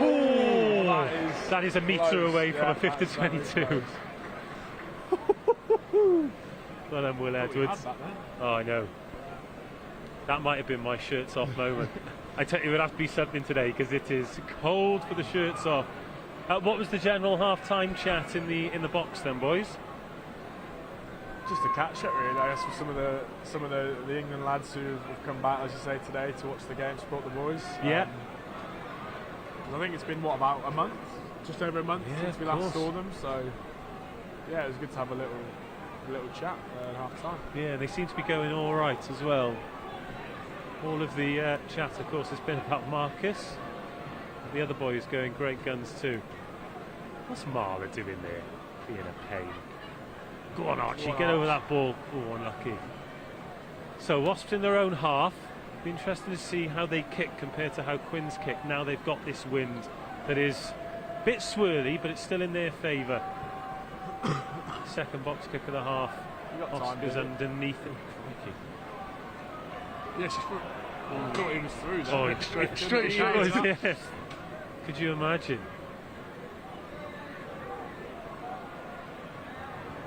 First carry there for Marler, then nearly up to halfway. I always feel bad having a little dig at DC because he's such a good guy, and of course we love him here. But there were a couple of kicks last week that were absolute stinkers against Saracens, weren't there? I wasn't there, but I heard it wasn't nice. Oh, the weather was great. In terms of the wind, wasn't it? Interestingly, though, I know it's a fan vote these days, but he was voted into the Prem Team of the Week, TC. So, yes, he was the only Quinn to be represented in that 15. Robson goes up again. Oh, is it going straight out? Yes, it is. Thank you. We nearly had it then, and we've nearly had various fatalities throughout the season, but we've had some guys who have been carrying like 8 pints and they've not been watching the games, they've been walking away and the ball has missed them by inches. Right then, Quinn's with the line out, 30 metres from the try line. They've gone to the back, and Lukey Wallace. Good football. Oh, lucky Hugh Jones. It's a good line, but quick ball. We go again. Wed with a dummy. Up to the 22. No outside half for this one. So Simo tips it on. Come on, Simo. Great hands. Right, Tyrone. Not got a lot of options here. Just goes to ground. Every now and then, because Marler takes the ball like facing away from it. I feel like he's shaping to kick. Yes. Oh, Okay. Caden, good line. Wasps tackling very well here. Oh, lovely offload. Here we go. Into the 22. Oh, ball over the top. Yes, It's a beauty. How good is that? Try. That's a great try, that. Caden touches down for the third, but the offload. That's Simo. That's NBA Simo. star from Simo, wasn't it, I think? Yeah. Oh, rockstar behaviour from Simo. Ooh-wee. And he shaped for it as well, didn't he? Just dunked over the top. So, yeah, here's Andre. Simo.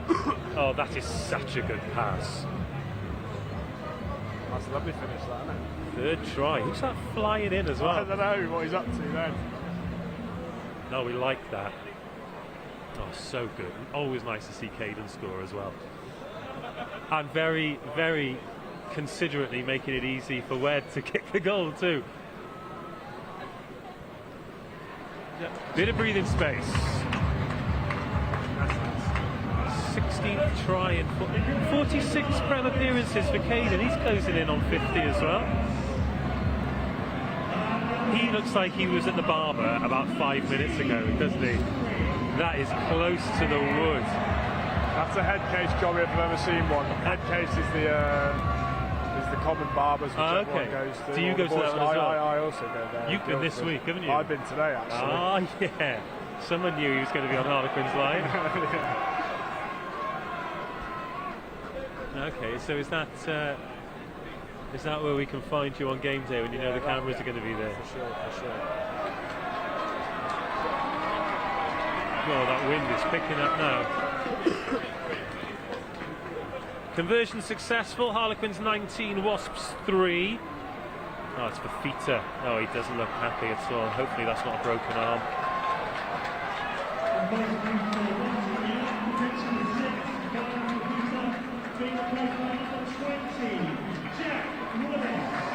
Oh, lovely round of applause from the Quins faithful as Jack Willis comes back on. Great to see him back on the pitch. Some footballer he is. Scored a great try here that won Wasps the game and then got called up. So it's weird, isn't it? So 2 seasons ago he was that turnover machine, wasn't he? And then picked up the bad injury. And then of course Will Evans took that crown off him and then... Oh, what a take! Will Edwards! Space left, I think. Space left. We can get the ball out quickly. Oh, Caden. I thought he was through then. Yeah, and me. Yeah, but good to see Willis back. Go on, Dre, one more. Square up if you can. Yes. Oh, he's that. Try. Oh, go on, Oscar. Really? Go on, Oscar. Yes. Oh, No, he's not. Oh. he's a metre short. He's done very well Great there. carry. Oh, it's a bonus point. Here we go. Yes, boys. Come on, the lads. Fastball is a was killer. lovely. How good was that? That was great play. Great build-up play that leads to the score. Oh. Feels good, doesn't it, boys? Feels very good. That feels very good. 24-3. 2 tries in 5 minutes in the second half. Good cut from Moscow. Make sure you catch the highlights of this because the way they worked it up the left-hand side was superb. And Andre hits the short line. Yes, great. Marler celebrating, running off screen there. And Marler disappearing with 2 hands up. You love it.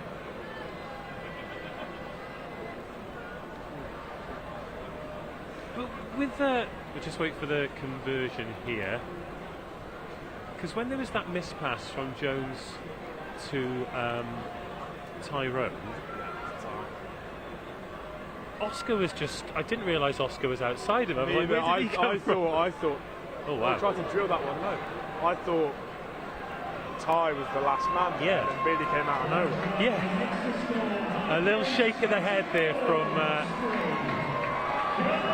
Will Edwards. Oh, do you know, Oscar did really well there. I thought he might go on his own. Right then, bonus point in the bag. Regardless of what happens from here, obviously we hope that it remains as it is, but every point is going to be so important.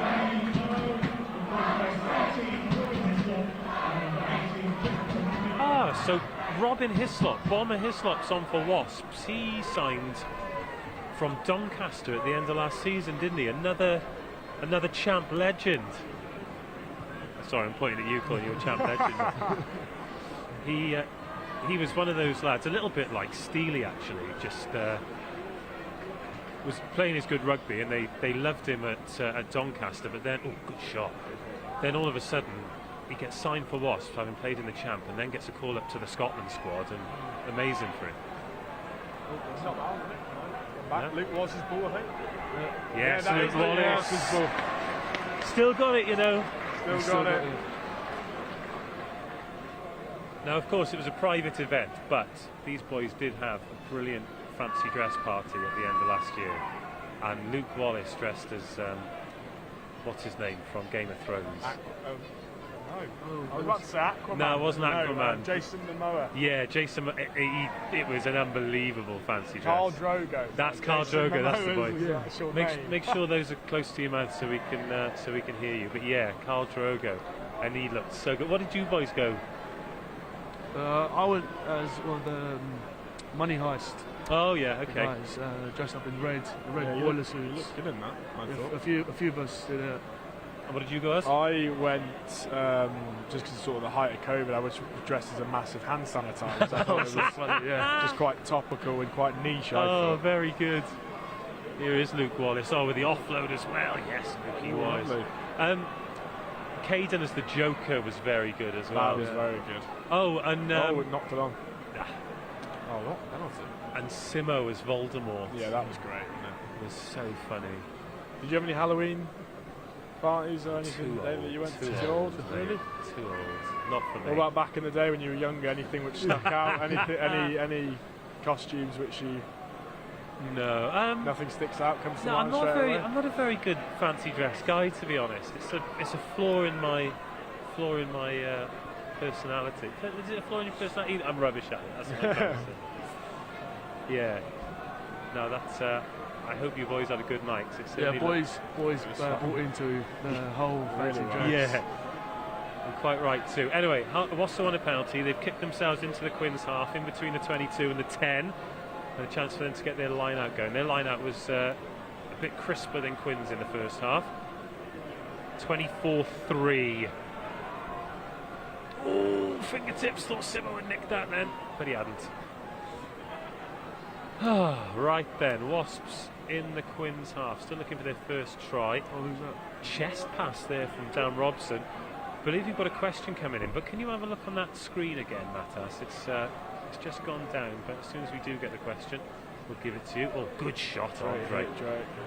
Wasps going through the phases, still not quite in the 22. Oh, Lukey Wallace sniffing around again, but driven off it well. That's a first carry from Willis, and a good one as well. Oh, the dogwood. Lovely. Wallace Luke's over ball. that, surely. That's not Oh, come on. How long does he have to spend on the ball before you give that? To be fair, if you loiter on the jackal and you don't get it, you get absolutely drilled, don't you? Oh, they're in here. Oh, are they? Great Good team. tackle. There's a bit of afters here. Wallace is involved, Marla's involved. But it is still with Wasps, 10 metres from the line. More defending for Quinns to do. Another carry from Willis. Good positive carry as well. Oh, they're lining up for it here. Okay, still going. Searching for their first try. Hands on that, come on. Yeah, good turn. Archie White. No, it's Yes, DC. Arch. Is it Archie or DC? They got the same I don't know. They got the same I haircut. don't know. I think it's got to be Archie. Archie. It's got to be Archie, Archie. Do you notice it was Archie, but DC was so quick around the ball, I thought he might have tried to pinch it for the stats. Well done, Archie. Lovely Arch. Right, who out of the squad? Hossein Solimas. Who out of the squad would be the worst painter or decorator? God. I love these questions. I think worst painter or decorator? That is a great question, Hossein. I Thank don't know what we you. have to go off with that. Whether I don't know. Would you sort of look at their fashion sense and then maybe try and link it to? Could say Musket because he's 5'2". Yeah, he'd struggle to reach the height of the ceilings, wouldn't he? The massive extensions and the rollers. Is there anybody who's like super clumsy or like forgets their kit or anything like that? That would make them a bad tradesperson. Everyone's alright on the whole, aren't they? I'm just trying to think. Just look at the boys on the pitch now. Amidst all of that, by the way, while these boys decide, try scorer Caden Murley is off, Lewis Liner is on, and Liner's a little nudge in, and Liner's chasing it all. Well done by Omanga, yeah. Probably say Liner, maybe? Oh, Liner would be a terrible. I don't think paint Liner would be decorator. great, to be honest. Yeah, Liner. No. Oh, I've got away with that. There you go. That's good. Good field position for us. This attacking scrum. Oh, we've got the scrum. Is he accidental offside? Is it? Has Dan Robson just absolutely hooed that to one of his own lads straight up the guts? Oh, he has. Oh, and it's hit him in the face. Oh, God, to Willis. Oh, that is bad luck, but very funny. I hope that, what are we? So 27 minutes of this game to go, and I'll be totally honest with you, I hope that Jack Willis is completely anonymous for it, but for the rest of the season, I hope he plays fantastic rugby. Heck of a player. Oh, Archie White off. Lorde on. Always on. Good to see that man back.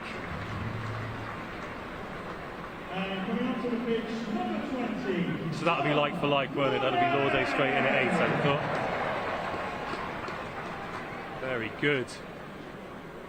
He's had a good season, this Tommy Lorde. Oh, no. Straight. Oh, God. It's one way to welcome a teammate back in, isn't it? Bet you've missed this.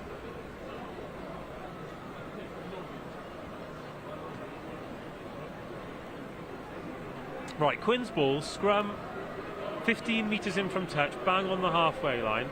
You've got Will Edwards stood just behind the scrum, Lewis Liner on the blind side, then Andre Hugh-Jones and Oscar Beard hugging the flank on the left-hand side, the open side, and then Tyrone stood in between Will Edwards and Andre Esterhazen. So options both sides for Quins. There's a bit of movement before the ball goes in, and they've destroyed that scrum. Penalty advantage coming. Free play. Penalty advantage coming. Got to use it though, Danny. Oh, he hasn't. Okay. God, that was destructive. That was huge, wasn't it? Well, obviously it's great work by the pack, but as a fullback, you just stood there getting cold, aren't you? Yeah, that's the thermal would be on. Yeah, pretty nice much. boys, yep. Right then, so we're going to kick for touch in between the halfway and the 10 on the right-hand side. It's, again, not a great strike on the kick. No kickers have really had particularly clean strikes today, have they? And I don't think that's a... Tough in that wind. Yeah. I think you can be happy with the distance he's got on that. Good territory here for Quins in search of try number 5. 55 metres on the clock. This is Harlequins Live. Delighted you've joined us today. Thank you. And thank you two for joining us as well. Secure the ball. Right, good ball. And then the drive begins into the 22. Wasps have slowed it down, so Quins have been told once. And Danny Kerr's sniffing around it. It's not clean ball, but it's moving again. It's gone to ground. And Danny will have his hands on it eventually, and does. Okay. Will Edwards, Tyrone Green around the outside. Oscar Beard. Beard in the corner. Oh, he stepped inside. Needs to get a right foot to go with the left foot. But either way, it's good ball now. Tizard with a carry. Try scorer a couple of weeks ago here, remember? Hugh Tizard. Walker. Not had as many carries as normal, Jack Walker. Right, Lorde on the inside ball. Oh, gets absolutely nailed. Welcome back, Tommy. And Tiz again. Unbelievable engine on him. No. Oh, not quite. Oh, Stay in bit, lovely mate. As well. Done well. Drive him off it. Oh, I might get turned over here. No. Oh, good hands. Let me just carry that. Nice, Joe. Get Willis off it. Thank you. Right, we've lost about 40 metres, but we're still on the ball, on the 10-metre line. Simo not interested in the contact zone at all. is odd, though, definitely is. Fair play to Wasps. They are putting some shots in here. Oh, we lost that ball right there. Turnover ball. Could be trouble here. Forward pass? No. Oh, look at the pace here. And then the kick inside isn't a great one. And now a foot race for the line. Luke Wallace needs to be careful here. Great work rate, Luke. And we've lost about 95 metres now, 5 from our own line, but with the ball at the moment, Craig Maxwell-Keys having a good look at this. Marler's down. Marler's down. That's not good news for Harlequins or England. Simon Carrot is the replacement loose head today. I'd be interested to see if it's an arm injury, because he had a bit of service on his arm at the beginning of the first half, and Dyke doesn't take any risks and nudges that to outside the 22. Frustrating end to that particular period of play, boys. Yeah, fair play to Wasps. They defended pretty well there to push us back. Yeah, it's just a shame we couldn't capitalise on the field position we had just then. Oh, they just...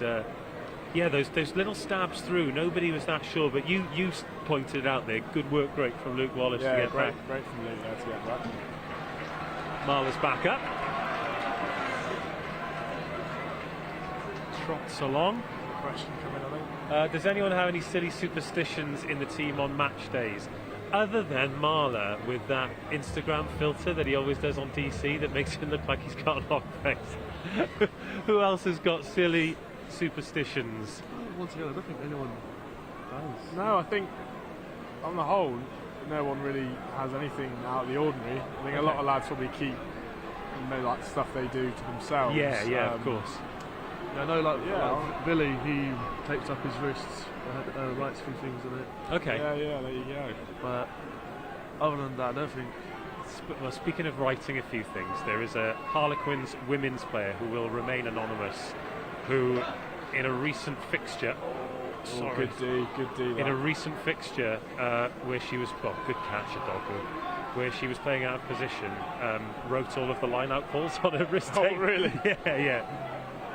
That is a reminder for all of you who are watching at home. If you couldn't get down to the Stoop today, you can get to the Stoop tomorrow to watch Harlequins women against Sale Sharks. Oh, that's good from Umaga. Yes, great hits there. 2 o'clock kickoff here at the Stoop. If you can't get to the Stoop, then you can join me on the live stream. I believe England's Emily Robinson is joining me on co-commentary. I will do that a lot cleaner when Wasps aren't in our 22, but just so it is in your mind. That's got to make that tackle. Their first strike. Okay, in the corner. Look, to be fair, it's been coming, and it's a reward for the great work they've done. I think after 60 minutes conceding our first try isn't actually given all their visits to the 22 as well. So. Yeah, 24-8. Okay. Yes. So while we wait for the conversion, tomorrow it is Harlequins women against Sale Sharks, the last of 4 consecutive home games. In fact, their last league home game of the season. So come down to support Quinn's women, as like the men, they're looking to go back to back. Tickets available, cheap. If you can't get down for whatever reason, then make sure you join me on the live stream. We'll be live from 1:30 with exclusives, and then of course kick off at 2, live and uninterrupted coverage in the Allianz Premier 15s. Umaga, tough conversion, but he's got the wind from the touchline. Good side for the right footer. In he comes. Decent strike. He's got that. Decent kick. 24-10. They missed the second penalty. Yeah. Which is strange because he's really good off the tee. What's happened with the finish? Because it's sold the dummy. He's had a really good game, hasn't he? He's a hell of a carrier. So Collier off, Edwards off, Lowe on, Tommaso Allen on. Bringing a 70 cap international off the bench isn't bad, is it? Not too shabby, is it? Good tackle by Marler, now needs to get out of the way, and does. Ty in the deep field. He's got Tommy Allen in the deep field with him, waiting for the Dan Robson box kick. He's got very height on that. Oh, straight out again. Good leave. Two of those from Robson in the second half. Frustrating for him. Right, 20 minutes to go. Oh, Jimmy Gopperth's on. We're in number 22 there, just jogging into position. He just looks in unbelievable nick, doesn't he? No, Tommaso. No, Jimmy Gopperth. There in the white Gopperth. shirt. Yeah, he's just come on. He's standing out in that white jersey of his as well. Yeah, you can always tell who's just come on the pitch. Yeah. Oh, and Sam Riley on as well. Another exciting. Is he in the academy houses with you? No, he's not. Okay. Go. Oh, I thought it was on for Luke. Oh, good line. Great line here again. Go on, Tommaso. Oh, short ball. He's just sent time right up a blind alley there. Oh, Tommaso. Right, back into the 22. I'd really, really like a try from this phase, please. Oh, there's the left foot step again. Right, it's slowed down a bit. Wilco, Tommy Lauday. Nice, Tommy. That does well, does Tom Lauday. But oh, what a shot! Crikey! Oh, what a tackle and a high tackle. Is he reaching for his pocket? No. Robson's gone quick. Oh, that's miles forward. And he's in touch. Yeah. There we go. We'll take the scrum, I think. Yeah. Again, interesting with the scrum, because of course Wilco on now, one of the great scrummagers last season, but coming back from a period out. Yeah, long way forward. Yeah. Tommy does really well there. Great Tommy scrum, Lauday. Not, it's London Fashion Week. Which player would do best on the catwalk? Dan, great question. All right, let's start with players who we don't think would do great. Not do great. Are we basing this on their fashion sense? I assume not, because they will be given the clothes that they have to wear, I assume. If you think there are some guys who wear terrible garms and you want to call them out for it, then the forum is yours. Come on, Tommy. Oh! Lukey go, Wallace! Hitting lines! Great bust. Go. Oh, yes! Back yourself, Lewis! Yes, Lewis! Oh, he's a try machine. That was Tommy. Yeah. Lovely delay on the pass from Tommy Allen there to put liner through. Oh, he loves a try. You mentioned the dive there. He's a good finisher as well, isn't he? Does it for the cameras. He loves it, because there are a few boys not so great at the old dives. Jammond? Yeah, Jammond needs work. Yeah, he got a bit of stick for that dive. That's a really good finish. A dog who gave chase. A bit more breathing space. Lovely Tommaso offload. Good gas. Finish. But he's had a couple of opportunities to show the gas, hasn't he? Because those few chase backs against Saracens last week. Yeah, definitely. That mullet has developed a life of its own for Lewis Liner as well, hasn't it? They're becoming more and more popular, aren't they, these mullets? I'm glad you kept it real. PG. Right then, 29-10. It's a 3-score game again. Great. 5 tries for Quinn's. First kick of the match for Tommy. Slipped off the tee here, so he's going to have to scoot on a bit. Oh, this feels better. Probably 15 minutes to go.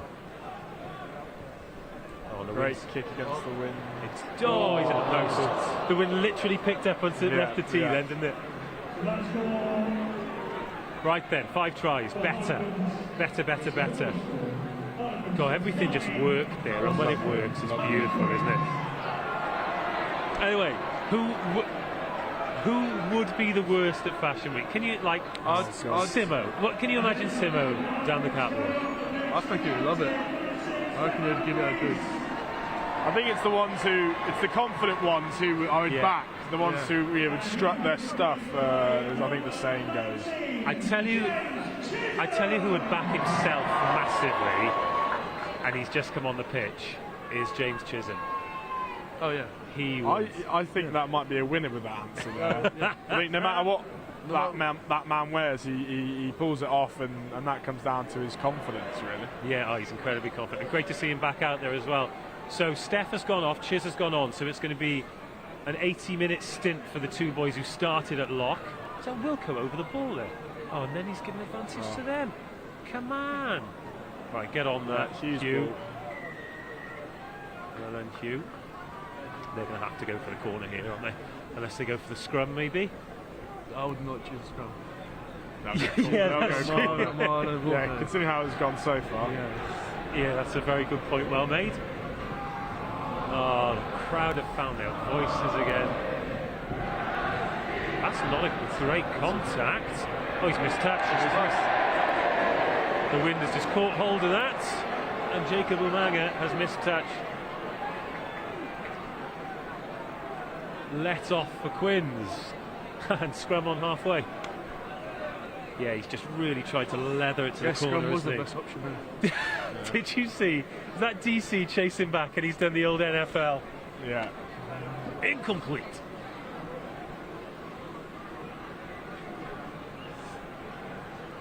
Incomplete. Right then, what are we saying here? 66 minutes gone. 5 try Quins, lead by 29 points to 10. Still your last chance to ask questions to these boys. So yeah, Tommy at 8, still Luke at 7, and James Chiz at 6 for Quins. Tyrone and Lewis on the blind side. Penalty advantage. Is it? He's got the arm out. Oh, wow. Go on, draw the man. Oh, Hugh Jones, and he's got... it's inside. Great gas. We are going back for a penalty. That was so good. Yeah. From the moment that the ball popped up and Danny knocked it with his hand to Esterhazen. I thought Andre could have taken the gap. That little stamp and accelerate from Hugh Jones there was so good. Great. He is he's a different kind of ball carrier, isn't he, Hugh Jones? He's just got something that a lot of other people have. Tommy's going for touch. That has almost gone backwards, but it is in touch. Oh, here we go. Up Rev's mighty quips. Gotta listen again, lads.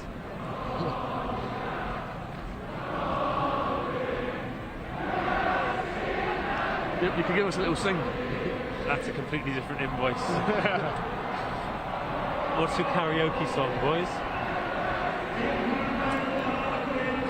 I'm terrible with karaoke. Yeah, I'm going to have to agree with that statement. But you've got well, another song. Oh my God, that is one of the... Quins have just executed one of the worst lineups I've ever seen and lost the ball. So Kerrod on and Jaltimer on. So DC off. Say this every time, but a tremendously handsome young man, Lewis Jaltimer. Yeah, amazing rig. Yeah, the boys... He's a big head turner, that's for sure. Yeah, it's the eyes, it's the rig, it's the accent, it's the dimples. He's just got the lot, hasn't he? Oh, what a shot. Is that Wilco dishing the shoulder? Right, Wasps running it from D. Oh, good D. Who's that? Hugh Jones.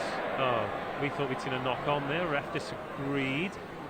Wasps just throwing the ball around now, which they need to do because they... Luke. No. I thought Luke was over that then. We've got a 19-point lead. Still time on the clock for Wasps. Can't believe you haven't got a karaoke song, even one that you'd absolutely butcher. What would yours be then, Dave? Do you reckon? I've got a few, mate. I think as the box kick goes up, Ty's under it. Oh, lovely feet. Ty gets around Gopeth like he's just sidestepped a 38-year-old man.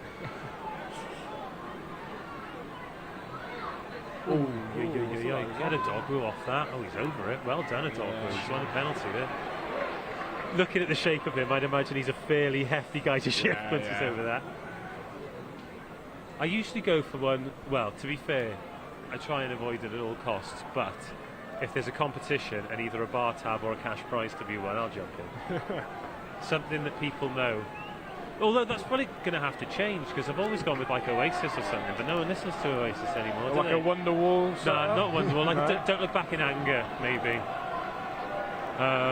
Anyway, 10 minutes to go. If you could have an entrance song like in boxing, what would it be? Ed Hale, that is a class question. What would your ring walk song be? The new Rock song. What's the new Rock? The Rock has released a song. Oh, is he?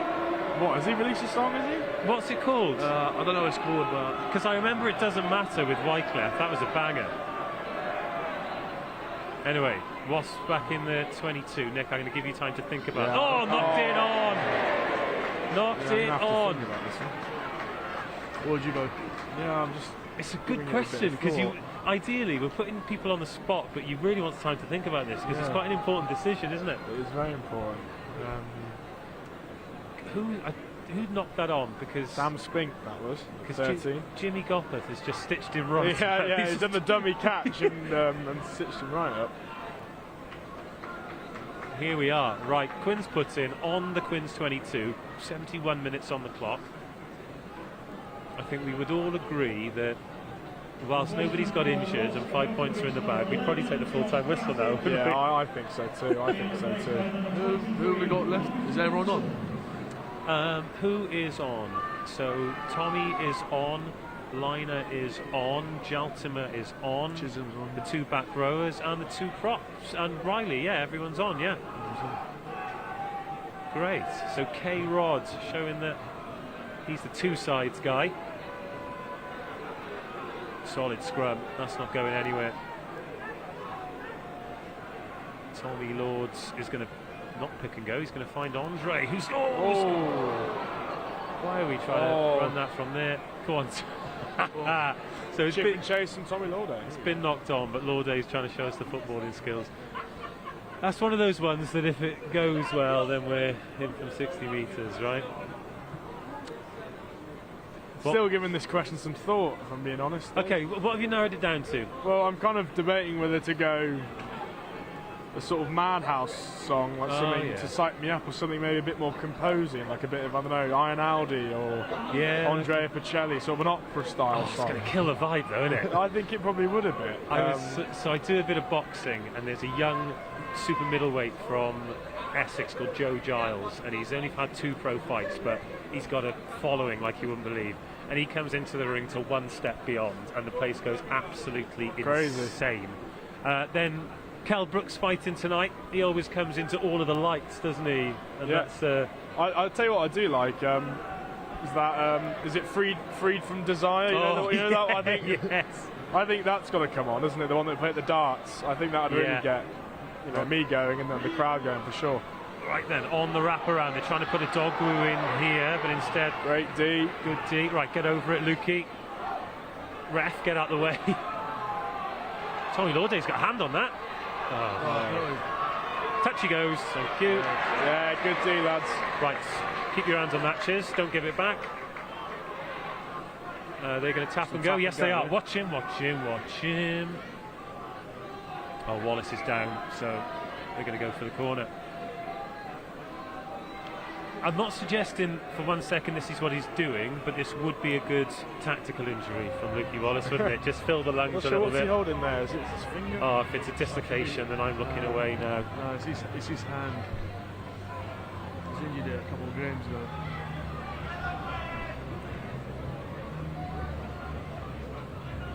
And he stayed down after that, hasn't he? Doesn't look happy at all. Right, 73.5 on the clock. What we need to do, boys, is settle on the DHL moment that delivers. So this isn't a Man of the Match award, it is a moment, your favourite moment in the match. So it could be a try, a tackle, a pass, like literally anything. And I'll give you a couple of minutes to think about it, because Wasps are looking for their second try here and looking pretty... Oh, it's gone to ground legally. Oh, Chiz is going to the bin here. He is lying all over that. Oh, he's managed to get out and not concede a penalty. Unbelievable. Go on, K-Rod. Offside that was bad. Oh. Either way, free go at it here for Wasps. God, he's got great feet to dogger, isn't he? So fast. Delayed pass. Okay, come on, the Quins. Good line, second try. Okay, fine. Fine. 5 minutes to go, 29:15, kick to come. I'm not nervous, I promise. What has been your DHL moment that delivers? I think Oscar scoring his try and getting his nose absolutely destroyed. I have to agree with Matas on that one. I think the photo we saw at half time also tops that up. Quinn's posted a photo of him. Yeah. Okay. It's got to be that. That's my moment. And you know, we can say that, yeah, he did get his nose splattered across his face. However, great try, great finish. He's done really well given the opportunity to start today, and he did get his face splattered. So we are going to go for the team. Oscar Beard scoring his try as our DHL moment that delivers. What were the other candidates? Lewis's try was good, lovely hands. There've been some big shots in there today. Have they? Yeah, they've taken. In fairness, Simo's NBA offload was something, wasn't it? Yeah, it was pretty special. So now Wasps will be chasing another try that'll get them a losing bonus point, and obviously Quins will be doing everything they can to prevent them from doing that, because it's not just the potential win for Quins, it's the denial for everyone else, with the league being as tight as it is. Something we've not spoken about is the fact that before today, what are Wasps? 1 point behind Quins in the league, is it? 1 point, I think it is. Nice. I feel like everyone's 1 point behind us. Oh, it's crazy. Well, if results go Quinn's way this weekend, as Wasps are, look, that's forward, surely forward. Great tackle. Now into touch he goes. Tackle. Oh, and he's pinched it.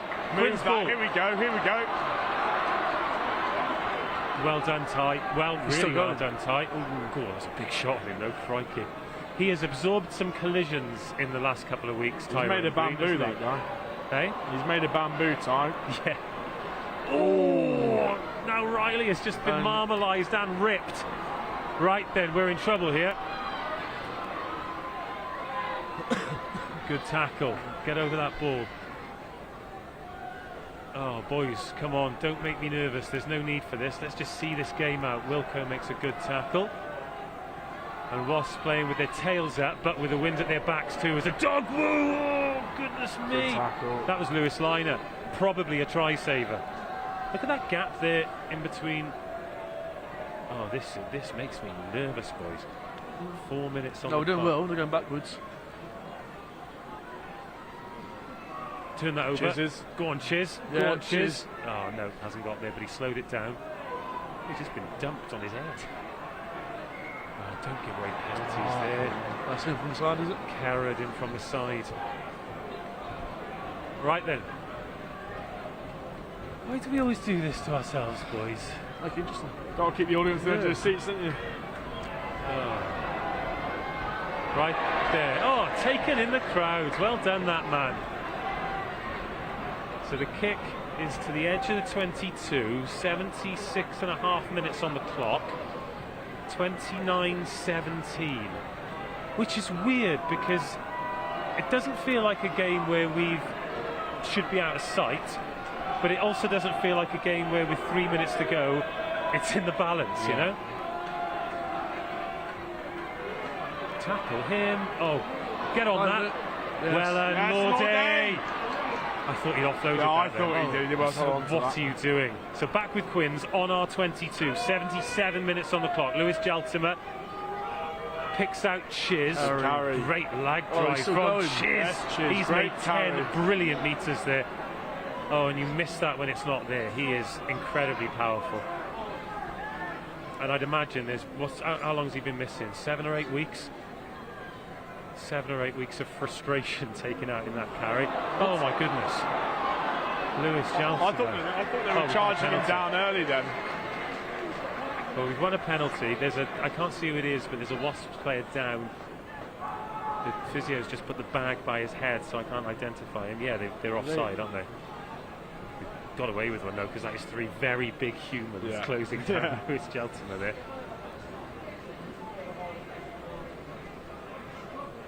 So Lukey Wallace is back up. He is a tough bloke, isn't he?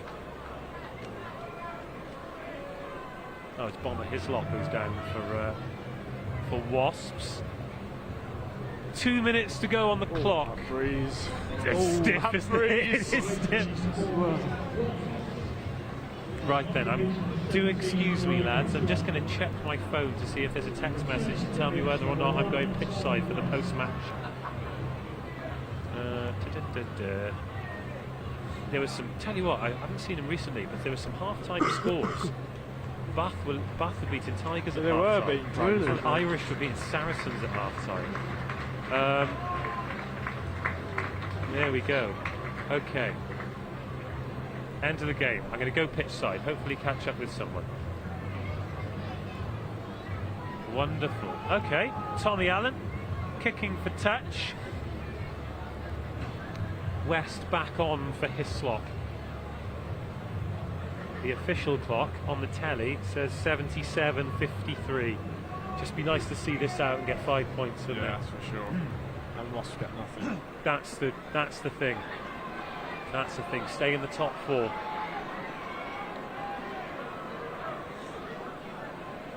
I was just showing the replay. Oh, good footwork there from Craig Maxwell-Keys to get out of the way of the ball. Right, Quinn's line out. Wasps have stolen it. Of course they have. Oh, absolute power slam tackle from Chiz. Lukey Wallace on Willis. Wallace on Willis. And Wallace over the ball. Oh, how could you give that advantage? Either way, a few more phases. Oh, I thought we'd eke a few more phases out there. So Wasps are, I'm not going to curse it, but probably pushing it to get 2 scores. But they've got a great opportunity to get 1 score here and leave with a bonus point. Which, given the amount of time they spent in the 22, they'll probably feel they deserve. Better kick this time as well. Into the crowd. Oh, somebody has beer bought a pint. everywhere. There is beer everywhere. I thought you were going to try to catch it in his cup. Somebody has absolutely worn his mate's pint there. Oh no. Right, into the final minute. Wasps with a line out, 10 metres from the Quinn's line. Turn this ball over, boys. Come on. They've gone to the back. It's gone to ground. It's not a penalty. Oh, it hasn't gone to ground. They've kept it up. It's not a penalty advantage, though. Come on. And it doesn't seem to be moving too much. Simo is going wading through as he tends to. So physical. Simo's not happy. Oh, Ogre with a brilliant carry. Scrapping someone. Oh, there's a good fight happening away from the play. Is. And Wasps trying to crash it up, looking for the... Simo's still going. You watch that, I'll watch the rugby. Because Wasps looking for a 3rd try here, a bonus point try, which would be very annoying, but they probably feel as though they deserved it. Still coming, no penalty advantage, boys. Come on, a metre short for Wasps. Quinn's lined up on the line. Offside. Penalty advantage coming. Don't let him over, don't let him over. Don't let him over. Still penalty advantage. Ref having a really good look at how close it is. It is a melee of bodies.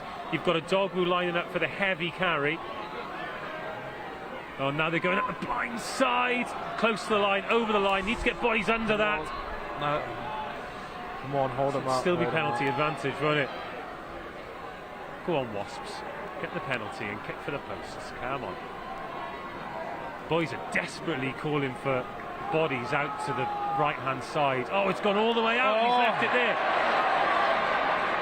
Oh, they got advantage. Right, so the clock is red now. So this will be the last phase. So 5 points in the bag for Quinns. That's good news. It's whether or not Wasps leave with 1 point. It's not going to be 2 because they haven't got time to score. Take a scrum. 4 tries. Do you know, the thing is, though, to create space, the scrum's probably the best call, isn't it? No, they're going to tap and go. Oh, I've seen these knocked on. He hasn't even tapped that. Oh. He's literally just picked it up. Come on, boys. Oh, the crowd really getting behind Quinns as well. Wasps in the shadow of the sticks, 3 metres short of the line. Pick and a go. Oh, great tackle. Yes, Wilco. Massive tackle. Referee in a great position here to see what's going on. Still 3 metres short of the line. He's instructing them where he wants. You could throw a blanket over most of the players on the pitch, to be honest. But Wasps still closing in, gaining and gaining and gaining. Another good tackle. Oh, nice Wilco again. So many bodies committing there. Boys putting Bodies on the line, a pick and a go, over the line, is it down? Is it down? Held up. Please. Oh, we're going upstairs. We're going upstairs. That was good effort from the boys. Oh, lung-busting stuff. Ref's not sure, but we can't hear if his on-field decision is try or no try, and that is huge. Right, let's have a look. Hard to tell from there. You can't tell. That's held up. That's held up. Well, you can't see the ball on the ground, can you? It's very difficult to make that decision, so it very much depends if he's gone try. Oh, is that the try, or is that Wilco's taped up? Oh, no. It's a great leg drive. Lukey looks to be in a good position. There's so many bodies there. Right there. Oh, the on-field decision is try, so they're going to give it because there's nothing. How can you possibly call that a try? That's the way. It's not put down. That's not down.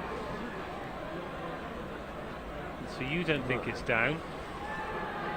I think it's given. Oh, yeah. That's a weird one, isn't it?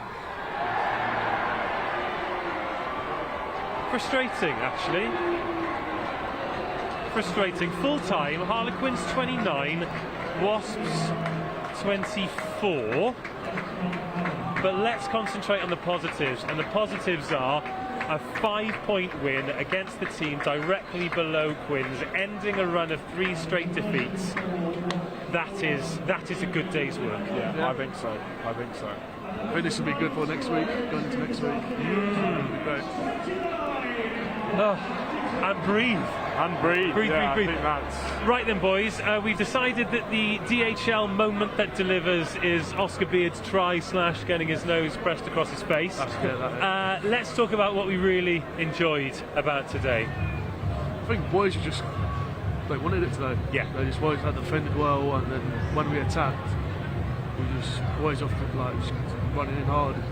I think realising the importance of getting that victory and delivering, that was an important one today, wasn't it, Nick? Yeah, I think, like you say, because of how tight it is in the table, to get, the 4 points with the bonus point as well makes a huge difference against the team who before this game 1 point behind us.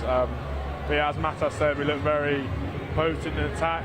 I think compared to last week, I know the weather conditions were difficult last week, but we looked like just more dangerous, I felt, in attack today, creating more opportunities. I still feel we probably left a few out there. Yeah. But there are things we can quite easily fix, just sort of being more clinical in the 22. But yeah, I think the boys can be really happy with that result today. I'm just going to break the fourth wall for a sec. There you go. Are we going pitch side?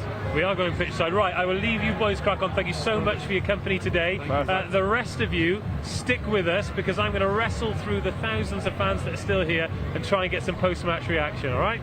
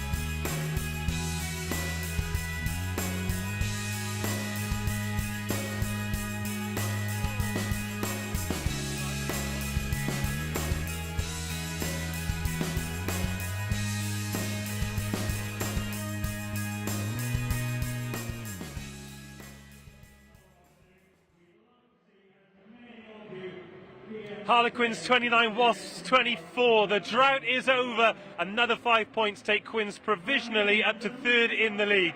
Such an important result because had results not gone Quins' way, they could have ended this weekend 8th in the league. As it stands, they're going to end this weekend either in 3rd or 4th position. If you have a look over here as the sun goes down over the Charles Stanley stand, we can see the Harlequins players start their lap of honour. I don't know if there's anybody we're officially supposed to have, but whoever arrives, we will try and grab a word with them. But it started off with a try for Oscar Beard. Hugh Jones got his first Premiership try as well. Lewis Liner off the bench and over the whitewash. And all in all, that's a pretty good day at the office. Of course, it is the Pride game as well. Lots and lots to celebrate. 5 points, happy supporters, and of course, inclusion and diversity. If you've not been to the Stoop yet this season, tomorrow is your chance. Harlequins women, currently 4th in the Allianz Premier 15s, looking to go back-to-back. They've got a massive game against Sale Sharks. It's their last home game of the season, and we'd love to have you down here at the Stoop to celebrate with us. Tickets are available, 2 o'clock kickoff. If you can't make it to the ground, then join me on the live stream. I've got England's Emily Robinson joining me for co-coms. I'm going to take a step over here now. Russell's off. He's going to try and get me an interview. Who do you reckon we've got? I can see Tizard, Sam Riley. I can see Chiz. I can see a smiling Caden Murley. Oh, look at this. And listen to this as well. Tiz, don't rush, mate, because you have put in a big 80 minutes there. The boys are just doing the lap of honour. All the crowd have stuck behind to show their appreciation. How was that today? Because it looked like hard work. Yeah, we definitely made it hard for ourselves at the end. But after a disappointing couple of weeks, probably 3 weeks where we haven't, well, probably longer, 6 weeks where we haven't been ourselves, it was great to get the win in the end, and especially against a team so close to us in the table.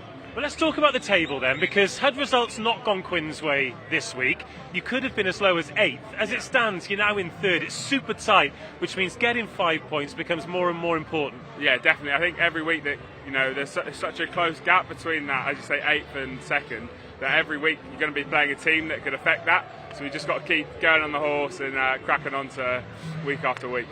What felt like it went well for you and the rest of the boys today? I think we'll be happy with our defence. I know we shipped 24 points, but we've been letting sides in for fun really, and there's a good period down there and here where we just managed to keep them out, which we have been working on, and it was good to see that come to rewards. Yeah, I mean, conceding 3 tries, but given the number of 22 visits Wasps had, that's got to be a massive win going into next week. Yeah, definitely. I think probably our work on next week will be the discipline so they don't get there.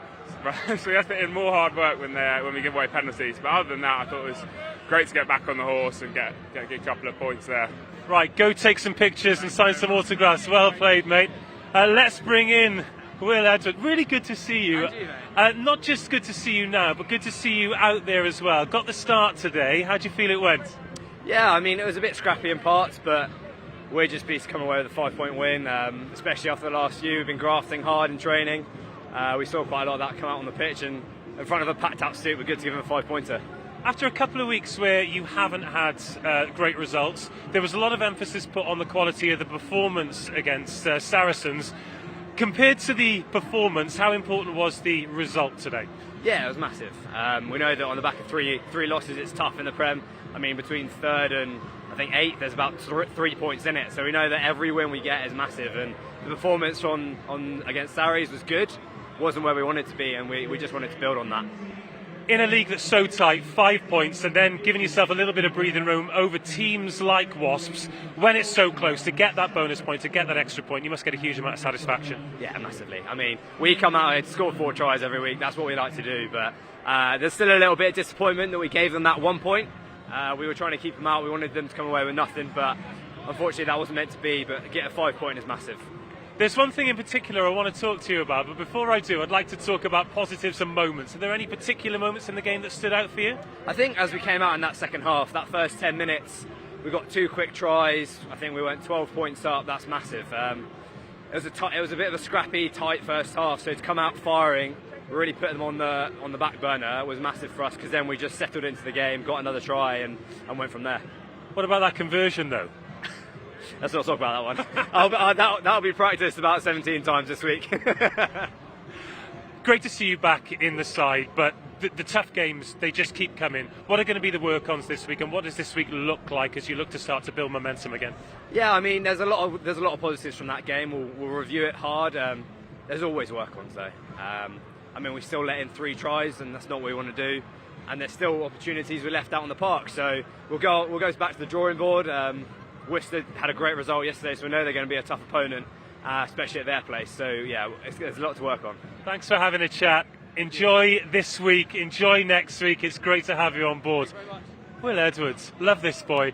Great to hear from Tiz, great to hear from Wedding, great to have your company wherever you've been watching around the world as well. He's talking about Worcester away. We don't have a Harlequins live for that, but we do have a live stream tomorrow. And as I said before, if you can't get to the Stoop, make sure you join us.